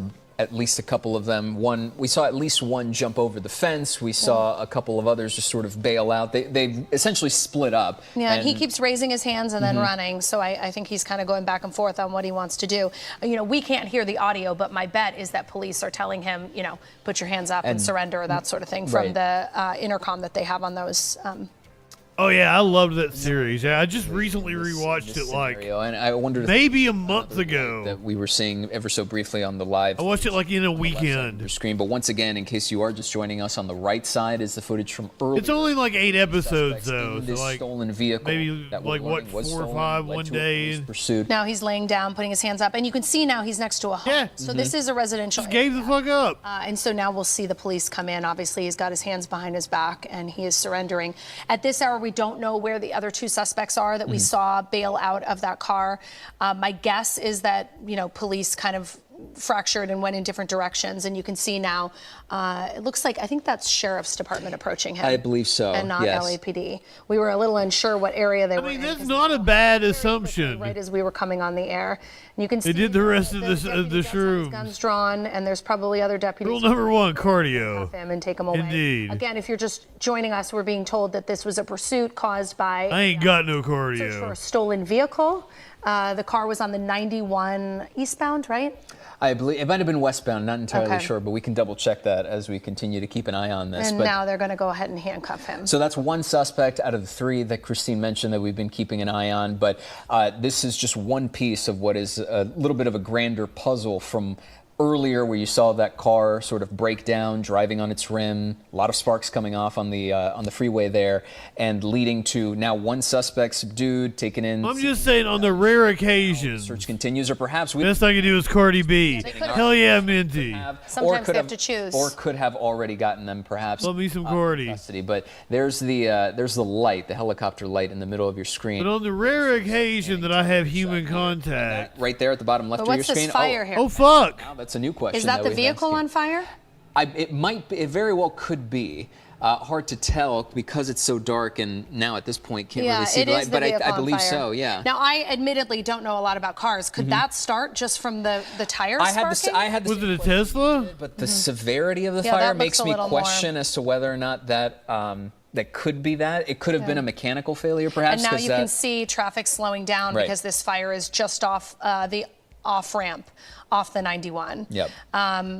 So now they're going to have to bring the fire department out and get control of that. So this is what we were seeing earlier. It could have ignited the gas tank. I don't think that could start that. It's possible. We don't know because we were obviously looking at the suspects. And you can see here, it is not a Tesla. There's at least 3 people, driver, passenger, and then someone in the back seat. And in that moment there, if you briefly caught it when those suspects jumped out of that vehicle. I mean, they rode on that rim for quite some time. Going on, so that of course begs the question as to what led to that was just sparks going under the. We don't exactly know right now. It could have been a mechanical failure. It could have been something else. But it's hard to imagine that it was. You know, who's to say whether or not. Really, Nikon is very impressed with this chase. Now panning over 10 minutes later from when they bailed out of this, it's a severe fire coming on right now that, Christine, as you mentioned, now you got to bring in the fire department. And because they're also very close to brush there. Exactly. You know, and thankfully it's after dark, so you don't have, the high winds or anything like that. But they're going to want to get this out so it doesn't spark a brush fire in the, what about the dude that was like obeying all the traffic essentially the end of a pursuit that we've been following. Well, the traffic laws and before we shit. came on air. Was driving perfectly. At least 3 suspects we saw the entire time. I think he ended up being like a serial rapist, didn't he? And we don't really know why the car is now on fire. We saw the tire sparking, but we did not actually see it go up in flames. We just, after we dumped out. What, did I miss something? We came over here and this is what we saw. And we have 3 here. Again, if you're just joining us, this is essentially the end of a pursuit that we've been following since before we came on air. Damn it, Jen. We have 3 suspects, at least 3 suspects. We saw 1 taken into custody. We don't know where the other 2 are, and we don't really know why the car is now on fire. We saw the tire sparking, but we did I still miss what they said? What about the wind stops when sunset? That could be that. It could have been a mechanical failure, perhaps. And now you can see traffic slowing down because this fire is just off the off-ramp, off the 91. Yep. So now they're going to have to bring the fire department out and get control of that. So this is what we were seeing earlier with the tire. And again, I don't think that could start that type of fire, but we don't know because we were obviously looking at the suspects. And you can see here when they bail out, I believe there's at least 3 people, driver, passenger, and then someone in the back seat. And in that moment there, if you briefly caught it when those suspects jumped out of that vehicle, the sparks had seeded. There wasn't anything else going on. So that, of course, begs the question as to what led to this particular car fire. One up, Again, one we back. don't exactly know right now. It could have been a mechanical failure. It could have been something else. But it's hard to imagine that it was... You know, who's to say whether or not the suspects caused it because everything seemed fine and now panning over 10 minutes later. Was it on Interstate 26? Because we totally just did that story a couple of stories back. Brush there. Exactly. You know, and thankfully it's after dark, so you don't have, the high winds or anything like that. But they're going to want to get this out so it doesn't spark a brush fire in the, the median there. Again, if you're just joining us, this is essentially the end of a pursuit that we've been following since before we came on air. And we have 3 suspects, at least 3 suspects. We saw 1 taken into custody. We don't know where the other 2 are. And we don't really know why the car is now on fire. We saw the tire sparking, but we did not actually see it go up in flames. We just, after we dumped out of watching the suspect, we came over here and this is what we saw. The one with the truck? And I'm trying to look. I think that's just more. It looks like. Does it look like LAPD is assisting? Because it was definitely a sheriff's deputy for the first suspect that we saw, and it looks like police. And now there's some traffic. So if you're going to be traveling in this area, maybe someone can tell us what city this is in, where we are. We know we're off the 91, but I wasn't exactly clear. I was trying to make out on the side of. We're watching them. We're watching them run in slow mo. It's like seeing as we zoom in a little bit. Yeah, now they slowed the video so you can see on the vehicle there. So that could have potentially caused the fire. Because again, all you need is just a little bit before it starts.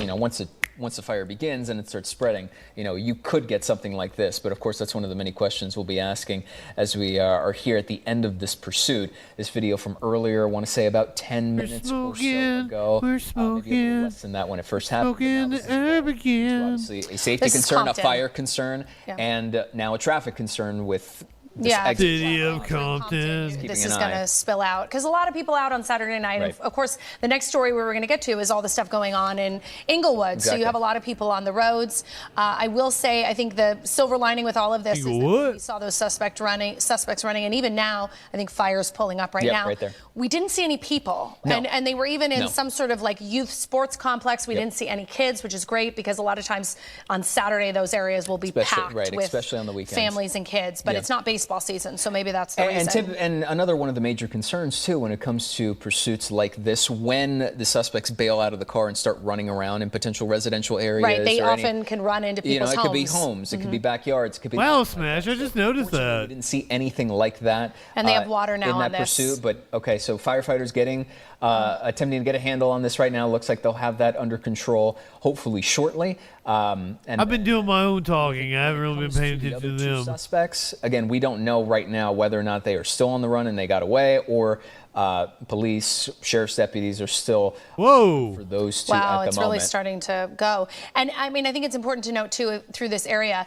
even once they get this fire out, they're cutting it, aren't they? Remove this vehicle. Igloo, good evening. So my bet is that area is going to be congested for most of the evening as people are out enjoying their. Somebody give Igloo a shout out. You can see with these car fires, they do not let up. I mean, they've got, I think, 3 different hoses I saw on it, and they're still trying to get that out. And now you see the traffic back up. This is what I was referring to. In fact, I commented that last Saturday night I was out and I couldn't believe. Yeah, it didn't look that bad beforehand, but now it's really backed up. Yeah, they're stuck in that probably for a while, and of course something we'll maintain an eye on top of finding out, we know that this was a stolen vehicle pursuit. That's the information we have so far, but any more details beforehand as you take one more look at this video here from Oh, that should have worked, Holiday. Are the three Oh, suspects. Smash hit it before you. I was confused. At least 3 suspects, again, very dark right now. I was like, God damn, you did it right. There That was should have some worked. smoke Ah, fuck. coming out from that front left side tire. That was the tire that we initially saw cause the heavy sparks, that friction between those rims and the road. And of course, that's now leading to this traffic issue and a fire issue that we'll, of course, maintain an eye on. So a lot going on right now in Compton, the end of a pursuit that we brought you live over these last 15 minutes or so. So pretty. Why are they cutting on it like that?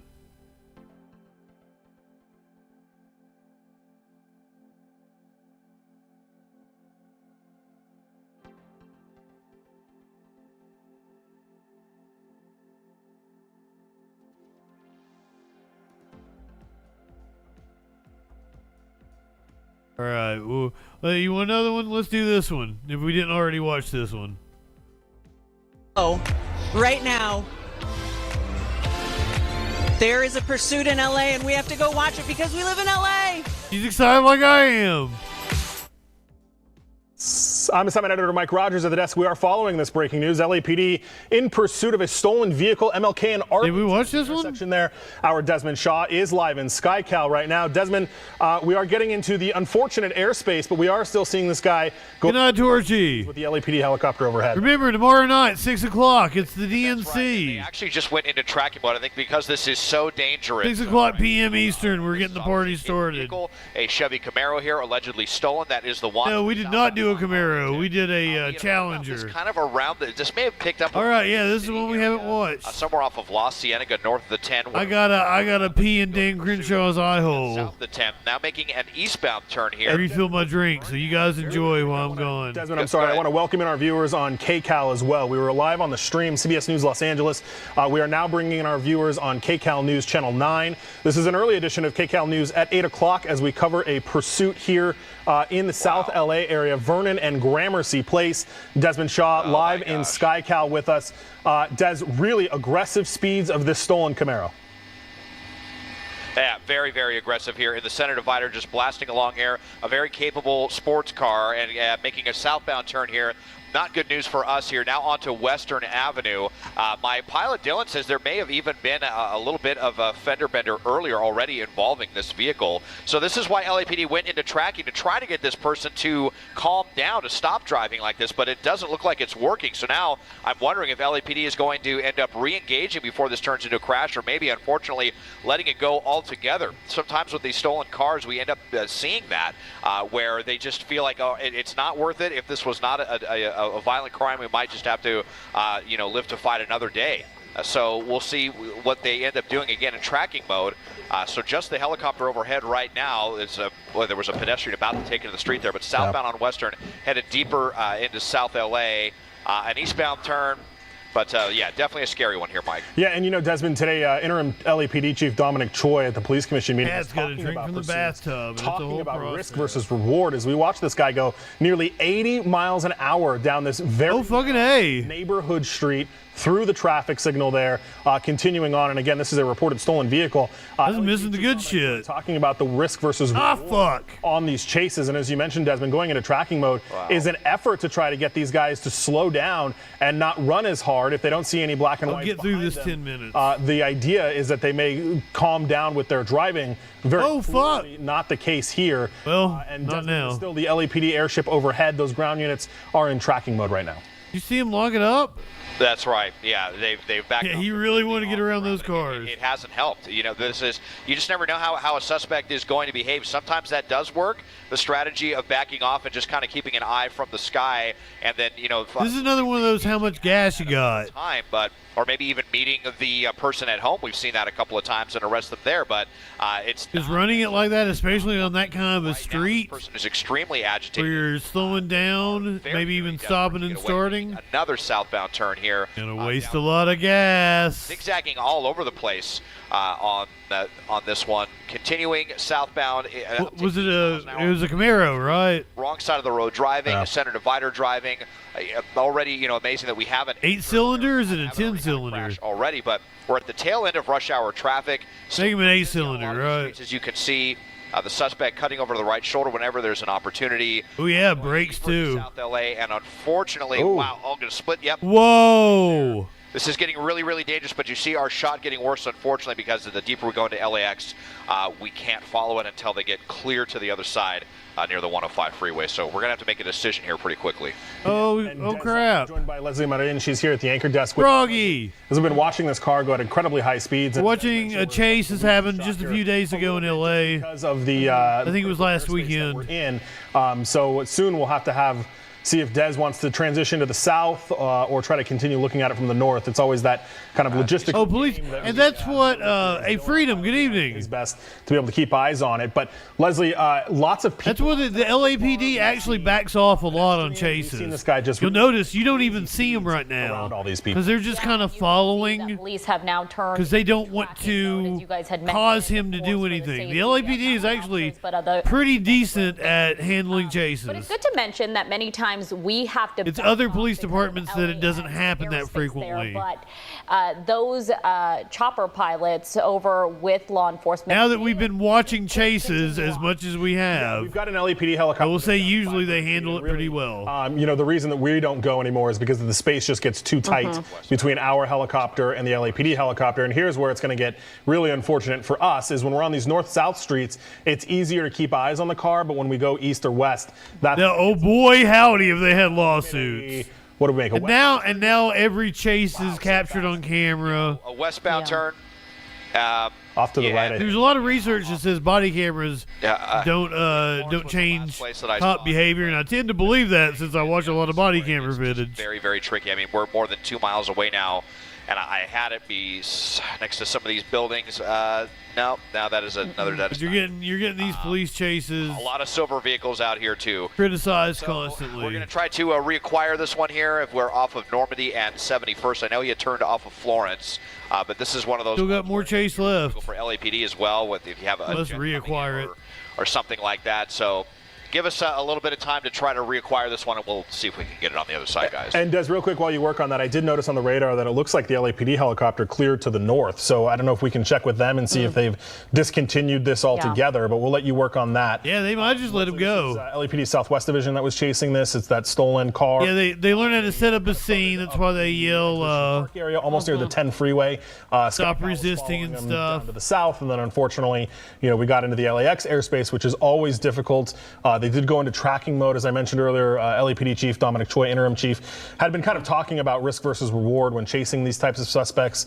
He was talking about it in reference to last week's chase with that alleged sexual offender that had been wanted out of Boston something like 30 years ago. He obeyed all the traffic laws. More of a risk to public safety than chasing him was, because in that situation, he was following all the traffic signals. He was following the rules of the we watched it at the normal speeds. This situation, much different. As far as we know, there was no violent crime associated with this. This was a stolen car that then was comfortable doing 80 miles an hour down these narrow side streets. So that's what put LAPD into tracking mode. And even in the video you're looking on the wrong side, weaving in and out. Side of the road. There's pedestrians. It's a nice evening. There's people outside.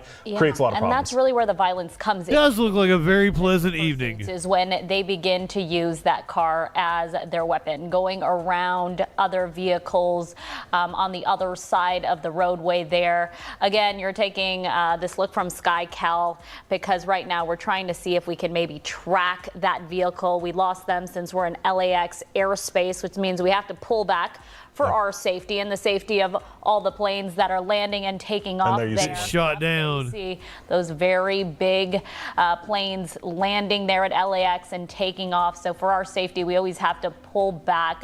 We're going to try to work to see if LAPD. A very busy airport. This vehicle, right? There was questions on whether or not even in the air they were continuing. Was it the third busiest airport?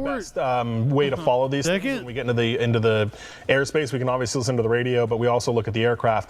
aircraft, the LAPD aircraft that was in the air, and the one that was with like Atlanta, Houston, cleared the area and moved to the north. So we're listening to some radio traffic right now, but there's a very good chance that this was canceled altogether and is no longer being followed by anyone, which unfortunately is the case a lot of times in these pursuits, especially of stolen vehicles. Mike, do you think there is any way for us to track down that car? I ain't never flying again. At this point? Not. I've watched enough videos of Boeing planes. So hard is, and I'm sure that citizens are maybe reporting this guy driving like a maniac. But the hard thing about stolen cars too, you have vehicles that could be wanted for other things, and the license plate, they can track that license plate, right? It comes back to whoever owns the car. When you have these allegedly stolen vehicles, it doesn't help them at all, who the license plate comes back to. So they'll have to hope that the person that it was taken from got a good description of them. Maybe there's some security camera video or something like that. But if LAPD is willing to not comes back to D's, because of where it is, it's unlikely that I think we'll be able to pick it back up. Yeah, and that's unfortunate, but that's sometimes how these pursuits do go. For now, we're going to try to see if we can work our sources, continue listening to that traffic, and see if LAPD picks this up again. But for now, we'll wrap up. Oh, let me see if I can get more of this.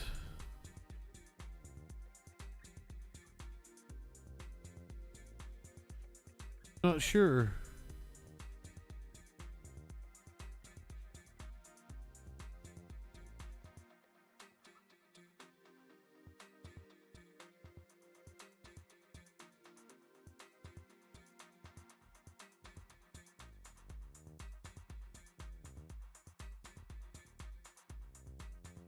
I had to go to all their videos and then scroll back, see if we get the other part of it, because it did not pop up automatically for me.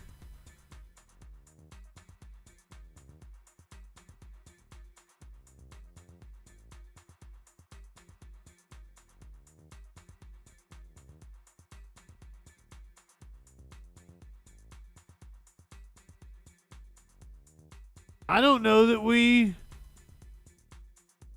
Is Gray. We're streaming live on CBS Los Angeles. Awesome. Thank you for streaming live, Ray. I appreciate it. John Cena. Nothing can go wrong. We're live. I think. I can't see him. Oh my God. And we're going to toss to a pursuit in like 20 seconds. So it's like, I know, right? Like there's a car chase in town. Do you love watching? Stay tuned, because there's a car chase coming up. I'm not talking about the one you can see when you watch Jackpot on Prime Video. I'm talking about a car chase. That's exactly what I said, John Cena. He's kind of known for the car chase. Right on. Do you realize that people... Am I going to have to like rip this and have John Cena say it's time for a car chase?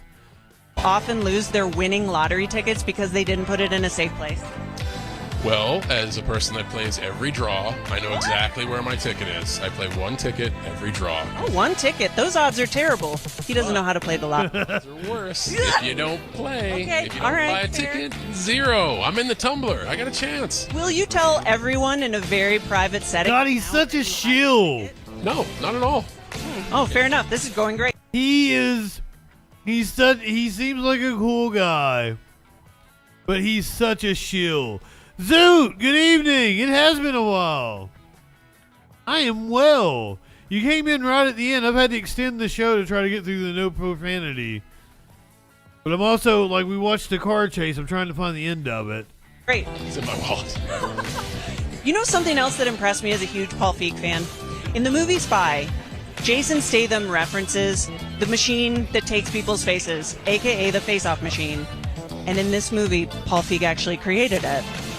That's him manifesting wanting a face-off machine. It was a Camaro, right, guys? I got that right. Truly, if you could put anyone's face on your face in the face-off machine, whose would it be? I would be like the Chroma Key costume, because then people truly couldn't see me. I just found another version of that video. Not the end of the chase. Thank you so much. Thank you. Good luck with the car chase, everybody. I hope you chase safely. That's right. John Cena hopes you stay safe, and so do I.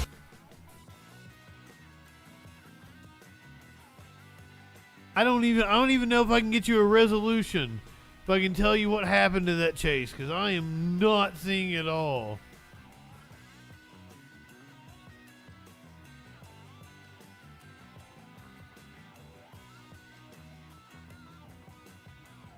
Yeah. I wonder if he got away. Oh my God, I'm baffled. I made it through the 10 minutes though. I made it through the 10 minutes, so it's puppy time. Thank you for riding with Mo Mountain Butts. Would you guys like a complimentary treat with your bus ride? We're gonna finish up the last of these turkey crisps that we got from our fans. Turkey chips. Here we have Wesson, who doesn't chew his food. How do you swallow the whole crisp? Here, a little puppy Slade.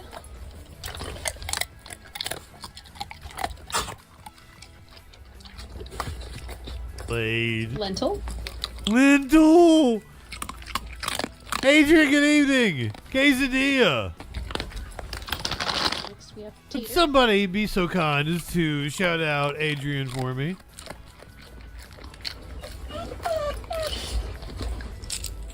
Look at these babies. Oh, you gonna crush it up for him? Whole. Here, you got a half. And Mika with the crumbs. Mika.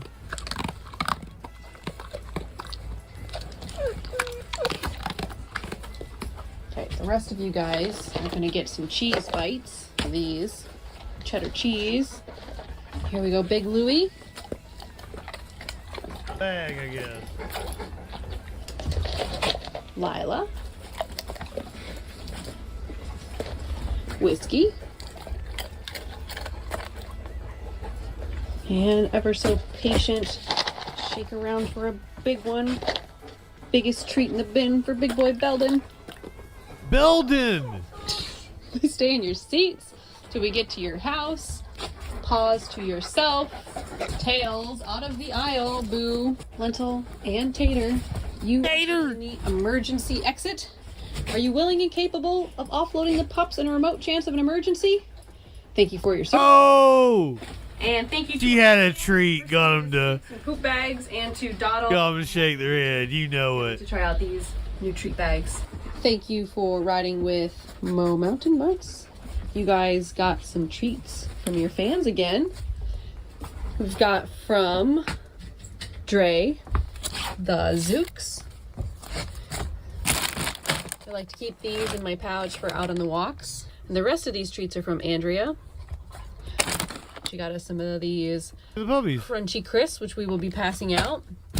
We got some more cheese, dried cheese. These Rocco and Roxy jerky sticks. And she also gifted us some poop bags. Poop bags! Just went through a whole bag of these mountain butts. Would you guys like a complimentary treat with your bus ride? If you've never been here for That we got Mo Mountain Mutts, they're based out of Alaska. Wesson, who doesn't chew his food. How do you swallow the whole crisp? The original video is fantastic. Like they're going to the video that went viral that caused me to find them. We check up on them pretty often. I like Mo Mountain Mutts. They post a video like this about every month or so. Next we have Tater. But like I played the original video so much. Like we got to know all the different dogs' names. Also swallowed whole. Here, you got a half. And Mika with the crumbs. Mika. You seem to enjoy the crumbs though. Okay, the rest of you guys are gonna get some cheese bites. These cheddar cheese. Here we go. I love the cheddar cheese. I think I want cheddar cheese bites. To be completely honest with you. Lila. Speaking of which, I'm so cooking after this. Making breakfast. And ever so patient, shake around for a big one. Biggest treat in the bin for Big Boy Belden. Good dogs. They're all so precious. Till we get to your house. Pause to yourself. Tails out of the aisle. Boo. And Tater. You are sitting in the emergency exit. Gator. Are you willing and capable of offloading the pups in a remote chance of an emergency? Thank you for your service. And thank you to our fans for sending us treats and poop bags, and to Dot. You guys like a couple? Yeah, I don't know. Will you bus ride? We're gonna finish up. I don't know what I'm gonna make. I'm either gonna make an omelet. We got from or our gonna make pancakes. Up front here, we have Wesson. Maybe an omelet and a little pancake. Why not both, right? He doesn't chew his food. That's why I'm a fat ass. Swallow the whole crisp. Here, a little puppy Slade.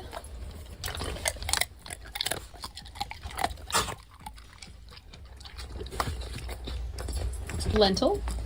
Oh, I gotta get my rest in because tomorrow is fucking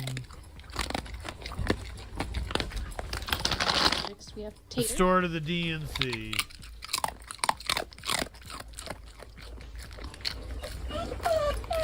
Where the fuck's Dave at? Ooh. He had a cult. What would it be called? Here, you got a half. And Mika with the crumbs. I don't have any nutmegs, Nix.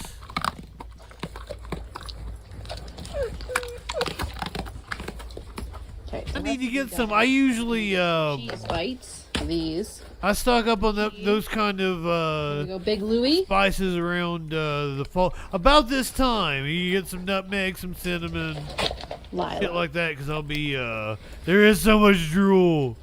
Whiskey. Are you talking about me or the dogs? And ever so patient. Shake around for a big one. Biggest treat in the bin for Big Boy Belden. Good dogs. Stay in your seats till we get to your house. Paws to yourself. Tails out of the aisle. Boo. Oh, I just got really hungry too. Like You it are is sitting in the definitely time to emergency eat. Exit. Are you willing and capable of offloading the pups in a remote chance of an emergency? Thank you for your service. And thank All you right, okay. for his treats and poop bags, and to So you may wonder why I'm sending you here, but I kind of have a little crush on her. Maybe she'll notice me if I bring more people to her than what's watching her right now. So we're gonna head over to Stardust. Probably don't like her like drama-driven content. I kind of think she's cute. Also, so go ahead, light one up, tip one back. It's all right to have a little fun before you hit the sack. Tomorrow night is the DNC. We are starting at 6 p.m. Eastern. I will see you then. I'm Justin Freakin. Tomorrow night for the DNC. we're gonna get some cheese bites. These cheddar cheese.